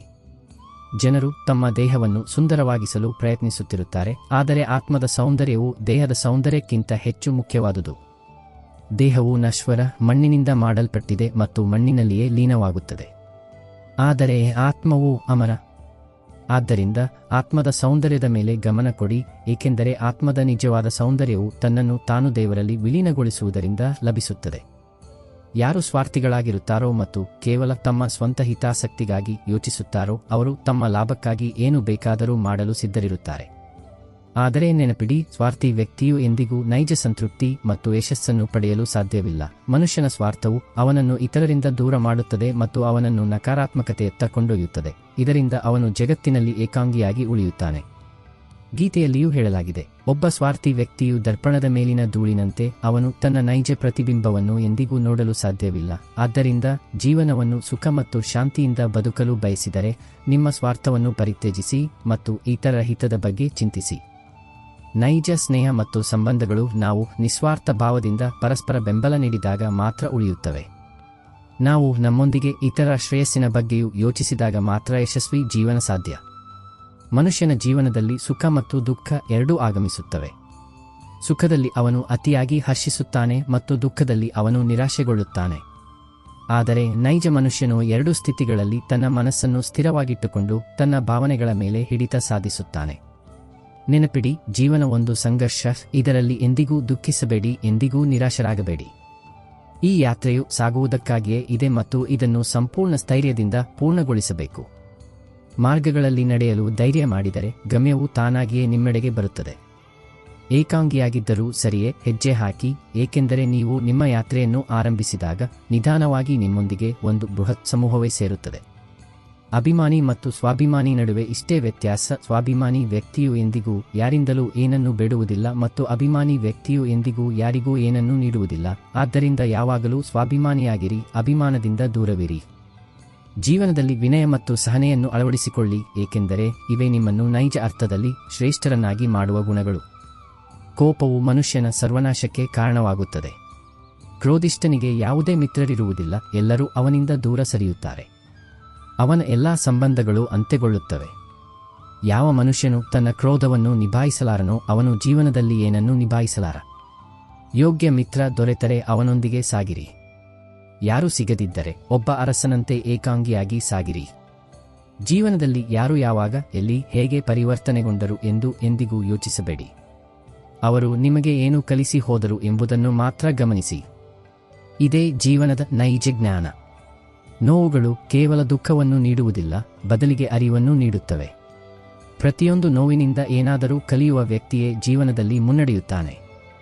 ಯಾವುದಾದರೂ ಮಾರ್ಗ ನಿಮ್ಮನ್ನು ಭಯಭೀತರನ್ನಾಗಿಸುತ್ತಿದ್ದರೆ ಮುಂದೆ ಬಹಳ ದೊಡ್ಡ ಯಶಸ್ಸು ನಿಮಗಾಗಿ ಕಾಯುತ್ತಿದೆ ಎಂದು ತಿಳಿಯಿರಿ. ವಿಳಂಬವಾದರೂ ಅರಿವಾಗುತ್ತದೆ ಯಾರು ಹೇಗಿದ್ದಾರೆಂದು. ನಟನೆ ಮಾಡುವವರು ಬಹಳ ಮಂದಿ ಸಿಗುತ್ತಾರೆ, ಆದರೆ ಕಾಲವೇ ನೈಜ ಮುಖಗಳನ್ನು ಬಯಲಿಗೆಳೆಯುತ್ತದೆ. ನಿಮ್ಮ ದುಃಖವನ್ನು ಎಲ್ಲರೊಂದಿಗೂ ಹಂಚಿಕೊಳ್ಳಬೇಡಿ. ಮಧುರವಾಗಿ ಮಾತನಾಡುವ ಪ್ರತಿಯೊಬ್ಬ ವ್ಯಕ್ತಿಯೂ ನಿಮ್ಮ ಹಿತೈಷಿಯಾಗಿರುವುದಿಲ್ಲ. ಜಗತ್ತಿನಲ್ಲಿ ಸಾಂತ್ವನ ನೀಡುವವರಿಗಿಂತ ತಲೆನೋವು ನೀಡುವವರೇ ಹೆಚ್ಚು. ದುಃಖವನ್ನು ಮಾರಾಟ ಮಾಡಲಾಗುವುದಿಲ್ಲ ಮತ್ತು ಸುಖವನ್ನು ಕೊಂಡುಕೊಳ್ಳಲಾಗುವುದಿಲ್ಲ. ಕೆಲವೊಮ್ಮೆ ಯಾರ ಸಂತೋಷಕ್ಕಾಗಿ ನೀವು ಏನು ಬೇಕಾದರೂ ಮಾಡಲು ಸಿದ್ಧರಿರುತ್ತೀರೋ ಅದೇ ವ್ಯಕ್ತಿಯು ನಿಮ್ಮನ್ನು ಅಳುವಂತೆ ಮಾಡುತ್ತಾನೆ. ಮುಖದ ವರ್ಣ ನೋಡಿ ಸ್ನೇಹಿತರನ್ನು ಮಾಡಿಕೊಳ್ಳಬೇಡಿ. ಶರೀರ ಕಪ್ಪಗಿದ್ದರೂ ಪರವಾಗಿಲ್ಲ, ಆದರೆ ಮನಸ್ಸು ಕಪ್ಪಗಿರಬಾರದು. ಏನಾದರೂ ಮಾಡಬೇಕಿದ್ದರೆ ಜನಸಂದಣಿಯಿಂದ ಹೊರಬಂದು ಮಾಡಿ, ಏಕೆಂದರೆ ಜನಸಂದಣಿ ಧೈರ್ಯವನ್ನು ನೀಡುತ್ತದೆ, ಆದರೆ ವ್ಯಕ್ತಿತ್ವವನ್ನು ಕಸಿದುಕೊಳ್ಳುತ್ತದೆ. ಪ್ರಶ್ನಿಸುವವರು ಬಹಳ ಮಂದಿ ಸಿಗುತ್ತಾರೆ, ಆದರೆ ಪ್ರಶ್ನಿಸದೆ ಕಾಳಜಿ ವಹಿಸುವವರು ಅದೃಷ್ಟದಿಂದ ಲಭಿಸುತ್ತಾರೆ. ಹಣದಿಂದ ಸಂತೋಷವನ್ನು ಕೊಳ್ಳಲಾಗುವುದಿಲ್ಲ ಎಂಬುದು ಸತ್ಯ, ಆದರೆ ಹಣವಿಲ್ಲದೆ ಸಂತೋಷವಾಗಿರುವುದು ಕೂಡ ಸುಲಭವಲ್ಲ. ನಿಮ್ಮ ಸಂಬಂಧಗಳಿಗೆ ಮೌಲ್ಯ ನೀಡದ ವ್ಯಕ್ತಿಯೊಂದಿಗೆ ನಿಲ್ಲುವುದಕ್ಕಿಂತ ಏಕಾಂಗಿಯಾಗಿ ನಿಲ್ಲುವುದು ಶ್ರೇಷ್ಠ, ಮತ್ತು ಇದು ಅಹಂಕಾರವಲ್ಲ, ಬದಲಿಗೆ ಸ್ವಾಭಿಮಾನ. ನಿಮ್ಮ ಹೃದಯ ಏನು ಹೇಳುತ್ತದೆಯೋ ಅದನ್ನೇ ಮಾಡಿ, ಜನರು ಏನು ಹೇಳುತ್ತಾರೆಂಬುದನ್ನಲ್ಲ. ಹಠ, ಕ್ರೋಧ, ದೋಷಗಳು ಮತ್ತು ದುರಾಸೆ ಗೊರಕೆ ಇದ್ದಂತೆ. ಇತರರು ಮಾಡಿದರೆ ಚುಚ್ಚುತ್ತದೆ, ಆದರೆ ನಾವೇ ಮಾಡಿದಾಗ ಅರಿವಿಗೂ ಬರುವುದಿಲ್ಲ. ನಾನು ಯಾರ ಅಸತ್ಯವನ್ನು ಗೌರವಿಸುತ್ತೇನೆಯೋ ಅವರು ನನ್ನನ್ನು ಮೂರ್ಖನನ್ನಾಗಿಸಿದೆವು ಎಂದು ಭಾವಿಸುತ್ತಾರೆ. ಐಶ್ವರ್ಯವಂತರು ಪ್ರತಿ ಬೀದಿಯಲ್ಲೂ ಸಿಗುತ್ತಾರೆ, ಆದರೆ ಆತ್ಮಸಾಕ್ಷಿ ಇರುವವರು ಸಿಗುವುದು ಕಷ್ಟ. ಆದ್ದರಿಂದ ನಿಮ್ಮ ಆತ್ಮದ ಸತ್ಯವನ್ನು ಕಾಪಾಡಿಕೊಳ್ಳಿ ಮತ್ತು ನಿಮ್ಮ ತತ್ವಗಳ ಮೇಲೆ ದೃಢವಾಗಿರಿ. ಹೆಚ್ಚಿನ ಜನರು ಸುಲಭವಾಗಿ ಲಭಿಸಿದ ವಸ್ತುಗಳಿಗೆ ಮೌಲ್ಯ ನೀಡುವುದಿಲ್ಲ ಮತ್ತು ನಂತರ ಅವುಗಳನ್ನು ಕಳೆದುಕೊಳ್ಳುತ್ತಾರೆ. ಇದೇ ಜೀವನದ ಅತಿ ದೊಡ್ಡ ಸತ್ಯ. ಯಾವ ವಸ್ತುವಿನ ಮಹತ್ವವನ್ನು ಅರಿಯುವುದಿಲ್ಲವೋ ಅದೇ ಒಂದು ದಿನ ಅತಿ ಹೆಚ್ಚು ನೆನಪಿಗೆ ಬರುತ್ತದೆ. ಯಾರಿಗಾದರೂ ಅವಮಾನ ಮಾಡುವುದು ನಿಮ್ಮ ಸ್ವಭಾವವನ್ನು ಪ್ರದರ್ಶಿಸುತ್ತದೆ, ಆದರೆ ಯಾರಿಗಾದರೂ ಸನ್ಮಾನ ನೀಡುವುದು ನಿಮ್ಮ ಸಂಸ್ಕಾರವನ್ನು ಪ್ರದರ್ಶಿಸುತ್ತದೆ. ಅಭಿಮಾನಿ ವ್ಯಕ್ತಿಯು ತನ್ನನ್ನು ತಾನೇ ಶ್ರೇಷ್ಠನೆಂದು ಭಾವಿಸುತ್ತಾನೆ, ಆದರೆ ಸ್ವಾಭಿಮಾನಿ ವ್ಯಕ್ತಿಯು ಎಲ್ಲರನ್ನೂ ಸಮಾನವಾಗಿ ಕಾಣುತ್ತಾನೆ. ಸ್ವಾಭಿಮಾನ ಇರುವವರು ತಮ್ಮ ಕಾರ್ಯವನ್ನು ತಾವೇ ಮಾಡುತ್ತಾರೆ ಮತ್ತು ಯಾರ ಮೇಲೂ ಅವಲಂಬಿತರಾಗಿರುವುದಿಲ್ಲ. ಜನರೊಂದಿಗೆ ಅಷ್ಟೇ ಮಾತನಾಡಿ, ಎಷ್ಟು ಆಲಿಸಬಲ್ಲಿರೋ ಅಷ್ಟು, ಏಕೆಂದರೆ ಮಾತನಾಡಲು ಮಾತ್ರವಲ್ಲ, ಆಲಿಸಲು ಧೈರ್ಯ ಬೇಕು. ಸ್ವಾಭಿಮಾನವೆಂದರೆ ಅದು ಮನುಷ್ಯನಿಗೆ ತನ್ನ ವ್ಯಕ್ತಿತ್ವವನ್ನು ತಿಳಿಸುವುದು, ಇತರರೊಂದಿಗೆ ಹೋಲಿಕೆ ಮಾಡುವುದಲ್ಲ. ಜೀವನಕ್ಕೆ ಸಂಬಂಧಿಸಿದ ಯಾವುದೇ ಪ್ರಶ್ನೆಗೆ ಶ್ರೀಮದ್ಭಗವದ್ಗೀತೆಯಲ್ಲಿ ಉತ್ತರವಿಲ್ಲದ ಪ್ರಶ್ನೆಯೇ ಇಲ್ಲ. ನಮ್ಮ ಮನಸ್ಸು ಮಸ್ತಿಷ್ಕದಲ್ಲಿ ಯಾವುದೇ ಸಂಶಯ, ಯಾವುದೇ ಸಂಕಷ್ಟವಿರಲಿ, ಜಗತ್ತಿನ ಪ್ರತಿಯೊಂದು ಗೊಂದಲಕ್ಕೂ ಅದರಲ್ಲಿ ನಿವಾರಣೆ ಇದೆ. ಜೀವನದಲ್ಲಿ ದಾರಿ ತಪ್ಪಿದಾಗ, ಸಂಕಷ್ಟವಾದಾಗ ಅಥವಾ ಗಮ್ಯವು ಅಸ್ಪಷ್ಟವಾದಾಗ ಭಗವದ್ಗೀತೆಯನ್ನು ಖಂಡಿತವಾಗಿ ಓದಿ. ಸೃಷ್ಟಿಯಲ್ಲಿ ಪರಮಾತ್ಮನವರೆಗಿನ ಅಂತರವನ್ನು ಕ್ರಮಿಸಬಲ್ಲ ಏಕೈಕ ಜೀವಿ ಮನುಷ್ಯ. ಆದರೆ ಈ ಪಯಣ ಸುಗಮವಲ್ಲ. ಮನಸ್ಸು ಚಂಚಲ, ಅದು ಅತ್ತಿತ್ತ ಅಲೆಯುತ್ತದೆ ಮತ್ತು ಯಾವುದೇ ಕಾರ್ಯದ ಏಕಾಗ್ರತೆಯನ್ನು ನಾಶಗೊಳಿಸುತ್ತದೆ. ಆದರೆ ಮನಸ್ಸಿನ ಮೇಲೆ ಹಿಡಿತ ಸಾಧಿಸಿದರೆ ಅದಕ್ಕಿಂತ ಉತ್ತಮ ಮಿತ್ರ ಮತ್ತೊಬ್ಬನಿಲ್ಲ. ಪ್ರತಿಯೊಬ್ಬರಿಗೂ ಎಲ್ಲವೂ ಲಭಿಸುವುದಿಲ್ಲ ಎಂಬುದೇ ಜೀವನದ ಅತಿ ದೊಡ್ಡ ಸತ್ಯ, ಮತ್ತು ಈ ಸತ್ಯವನ್ನು ಸ್ವೀಕರಿಸುವುದೇ ಸುಖಿ ಜೀವನದ ಅಡಿಪಾಯ. ನಿಮ್ಮೊಂದಿಗೆ ನೀವೇ ವಾದಿಸಿದರೆ ಸಕಲ ಪ್ರಶ್ನೆಗಳು ಪರಿಹಾರವಾಗುತ್ತವೆ. ಆದರೆ ಇತರರೊಂದಿಗೆ ವಾದಿಸಿದರೆ ಹೊಸ ಪ್ರಶ್ನೆಗಳು ಮತ್ತು ಗೊಂದಲಗಳು ಉದ್ಭವಿಸುತ್ತವೆ. ಮನುಷ್ಯನು ತನ್ನ ದೋಷಕ್ಕೆ ವಕೀಲನಾದಾಗ ಮತ್ತು ಇತರ ದೋಷಗಳಿಗೆ ನ್ಯಾಯಾಧೀಶನಾದಾಗ ಜೀವನದಲ್ಲಿ ತೀರ್ಮಾನಗಳಲ್ಲ, ಬದಲಿಗೆ ಅಂತರಗಳು ಹೆಚ್ಚಾಗುತ್ತವೆ. ಹಣೆಬರಹವನ್ನು ಅಳಿಸಿದರೆ ಅಳಿಸುವುದಿಲ್ಲ, ಸತ್ಕರ್ಮಗಳನ್ನು ಮಾಡುತ್ತಾ ಇರಿ. ನಂತರ ದೇವರ ಮಹಿಮೆಯನ್ನು ನೋಡಿ. ಒಮ್ಮೆ ಅರ್ಜುನನು ಶ್ರೀಕೃಷ್ಣನಿಗೆ ಹೇಳಿದನು, ಪ್ರಭು, ಈ ಭಿತ್ತಿಯ ಮೇಲೆ ಏನಾದರೂ ಬರೆಯಿರಿ, ಅದನ್ನು ಸಂತೋಷದಲ್ಲಿ ಓದಿದರೆ ದುಃಖವಾಗಬೇಕು ಮತ್ತು ದುಃಖದಲ್ಲಿ ಓದಿದರೆ ಸಂತೋಷವಾಗಬೇಕು. ಶ್ರೀಕೃಷ್ಣನು ಬರೆದನು, ಈ ಕಾಲವು ಹೋಗುತ್ತದೆ. ಇದೇ ಜೀವನದ ಪರಮಸತ್ಯ. ಜೀವನವು ಬಹಳ ಚಿಕ್ಕದು, ಆದ್ದರಿಂದ ಯಾರು ನಮ್ಮೊಂದಿಗೆ ಉತ್ತಮವಾಗಿ ವರ್ತಿಸುತ್ತಾರೋ ಅವರಿಗೆ ಕೃತಜ್ಞತೆ ಹೇಳಲು ಕಲಿಯಿರಿ, ಮತ್ತು ಯಾರು ಉತ್ತಮವಾಗಿ ವರ್ತಿಸುವುದಿಲ್ಲವೋ ಅವರಿಗೂ ಮುಗುಳ್ನಕ್ಕೂ ಕ್ಷಮಿಸಿಬಿಡಿ. ಮನುಷ್ಯನಿಗೆ ಮನುಷ್ಯ ವಂಚಿಸುವುದಿಲ್ಲ, ಮನುಷ್ಯನಿಗೆ ಅವನ ಅಪೇಕ್ಷೆಗಳೇ ವಂಚಿಸುತ್ತವೆ. ಕಳೆದ ದಿನದ ಪಶ್ಚಾತ್ತಾಪ ಮತ್ತು ಬರಲಿರುವ ದಿನದ ಚಿಂತೆ, ಈ ಇಬ್ಬರು ಚೋರರು ನಮ್ಮ ಇಂದಿನ ಸೌಂದರ್ಯವನ್ನು ಕದಿಯುತ್ತಾರೆ. ಯಾರದೋ ಒಂದು ದೋಷಕ್ಕೆ ಕ್ರೋಧಗೊಳ್ಳುವ ಮುನ್ನ ನಿಮ್ಮ 10 ದೋಷಗಳನ್ನು ಗಣನೆಗೆ ತೆಗೆದುಕೊಳ್ಳಬೇಕು. ಮನುಷ್ಯನೊಬ್ಬ ಅಂಗಡಿಯಂತೆ ಮತ್ತು ಅವನ ನಾಲಿಗೆ ಅದರ ಬೀಗದಂತೆ. ಬೀಗ ತೆರೆದಾಗ ಮಾತ್ರ ತಿಳಿಯುತ್ತದೆ ಅಂಗಡಿ ಸ್ವರ್ಣದ್ದೋ ಅಥವಾ ಕಲ್ಲಿದ್ದಲದ್ದೋ ಎಂದು. ಯಶಸ್ಸಿನ ಮೌಲ್ಯವೆಂದರೆ ಪರಿಶ್ರಮ, ಪ್ರಯತ್ನ ಮತ್ತು ಭರವಸೆ. ದೇವರ ಮೇಲೆ ವಿಶ್ವಾಸವಿಡಿ, ಆದರೆ ನಿಮ್ಮ ಕರ್ಮಗಳನ್ನು ಮರೆಯಬೇಡಿ. ಪ್ರತಿಯೊಬ್ಬ ಮನುಷ್ಯನೂ ಆತ್ಮವಿಮರ್ಶೆಯನ್ನು ಖಂಡಿತ ಮಾಡಿಕೊಳ್ಳಬೇಕು. ಆತ್ಮಜ್ಞಾನವೇ ವ್ಯಕ್ತಿಗೆ ತನ್ನ ಗುಣ ಮತ್ತು ಅವಗುಣಗಳ ಅರಿವನ್ನು ನೀಡುತ್ತದೆ. ಆತ್ಮವಿಮರ್ಶೆ ಮಾಡುವುದರಿಂದ ಮನುಷ್ಯನು ಸರಿ ಮತ್ತು ತಪ್ಪಿನ ತೀರ್ಮಾನವನ್ನು ತೆಗೆದುಕೊಳ್ಳಲು ಸಾಧ್ಯವಾಗುತ್ತದೆ ಮತ್ತು ತನ್ನ ವ್ಯಕ್ತಿತ್ವವನ್ನು ಸರಿಯಾದ ರೀತಿಯಲ್ಲಿ ರೂಪಿಸಿಕೊಳ್ಳಬಹುದು. ನೀವು ನಿಮ್ಮನ್ನು ಅರಿತುಕೊಳ್ಳುವವರೆಗೂ ನಿಮಗಾಗಿ ಯಾವುದೇ ದೃಢವಾದ ತೀರ್ಮಾನವನ್ನು ತೆಗೆದುಕೊಳ್ಳಲು ಸಾಧ್ಯವಿಲ್ಲ. ವ್ಯಕ್ತಿಯು ತನ್ನ ಸಾಮರ್ಥ್ಯವನ್ನು ಅಂದಾಜು ಮಾಡಿದಾಗ ಮಾತ್ರ ಅವನ ಅಭಿವೃದ್ಧಿ ಸಾಧ್ಯವಾಗುತ್ತದೆ. ಜೀವನದಲ್ಲಿ ಪ್ರತಿದಿನವೂ ಒಂದು ಹೊಸ ಆರಂಭ. ಕಳೆದುಹೋದದ್ದನ್ನು ಬಿಟ್ಟುಬಿಡಿ ಮತ್ತು ಬರಲಿರುವುದಕ್ಕಾಗಿ ನಿಮ್ಮನ್ನು ಸಿದ್ಧಗೊಳಿಸಿಕೊಳ್ಳಿ. ಹಾಗಾದರೆ ಗೆಳೆಯರೇ, ಭಗವಾನ್ ಶ್ರೀಕೃಷ್ಣನ ಈ ಜ್ಞಾನಾಮೃತ ಮತ್ತು ಜೀವನದ ಈ ಗಹನವಾದ ಸತ್ಯಗಳು ನಿಮ್ಮ ಮನಸ್ಸಿಗೆ ಪ್ರಶಾಂತತೆ ಮತ್ತು ಹೊಸ ದಿಕ್ಕನ್ನು ನೀಡಿವೆ ಎಂದು ನಾವು ಆಶಿಸುತ್ತೇವೆ. ಇಂದಿನ ಈ ಸಂವಾದದಲ್ಲಿ ಯಾವ ಮಾತು ನಿಮ್ಮ ಹೃದಯವನ್ನು ಹೆಚ್ಚು ಸ್ಪರ್ಶಿಸಿತು ಎಂಬುದನ್ನು ನಮಗೆ ಕಮೆಂಟ್ ವಿಭಾಗದಲ್ಲಿ ನಿಮ್ಮ ಅಭಿಪ್ರಾಯವನ್ನು ತಿಳಿಸುವ ಮೂಲಕ ಖಂಡಿತವಾಗಿ ತಿಳಿಸಿ.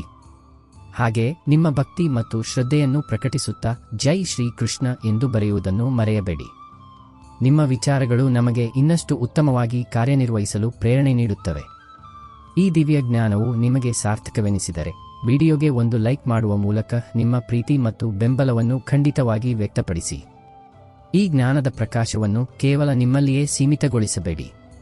ಇದನ್ನು ನಿಮ್ಮ ಸ್ನೇಹಿತರು ಮತ್ತು ಕುಟುಂಬದವರೊಂದಿಗೆ ಹಂಚಿಕೊಳ್ಳಿ, ಆಗ ಅವರು ಈ ಸಕಾರಾತ್ಮಕ ಚೈತನ್ಯದ ಲಾಭವನ್ನು ಪಡೆಯಬಹುದು. ಮತ್ತು ನೀವು ನಮ್ಮ ವಾಹಿನಿಗೆ ಮೊದಲ ಬಾರಿಗೆ ಬಂದಿದ್ದರೆ ಅಥವಾ ಇನ್ನೂ ಸಬ್ಸ್ಕ್ರೈಬ್ ಮಾಡಿಲ್ಲದಿದ್ದರೆ ಈಗಲೇ ವಾಹಿನಿಗೆ ಸಬ್ಸ್ಕ್ರೈಬ್ ಮಾಡಿ ನಮ್ಮ ಭಕ್ತಿ ಕುಟುಂಬದ ಸದಸ್ಯರಾಗಿ. ಹಾಗೆಯೇ ಗಂಟೆಯ ಸಂಕೇತವನ್ನು ಒತ್ತುವುದನ್ನು ಮರೆಯಬೇಡಿ, ಆಗ ನಮ್ಮ ಪ್ರತಿಯೊಂದು ಹೊಸ ಆಧ್ಯಾತ್ಮಿಕ ಯಾತ್ರೆಯ ಮಾಹಿತಿಯು ನಿಮ್ಮನ್ನು ಮೊದಲು ತಲುಪುತ್ತದೆ. ನಿಮ್ಮೆಲ್ಲರಿಗೂ ಈ ವಿಡಿಯೋವನ್ನು ಕೊನೆಯವರೆಗೂ ಸಹನೆಯಿಂದ ನೋಡಿದ್ದಕ್ಕಾಗಿ ಮತ್ತು ಆಲಿಸಿದ್ದಕ್ಕಾಗಿ ಹೃದಯಪೂರ್ವಕ ಕೃತಜ್ಞತೆಗಳು. ರಾಧೆ ರಾಧೆ.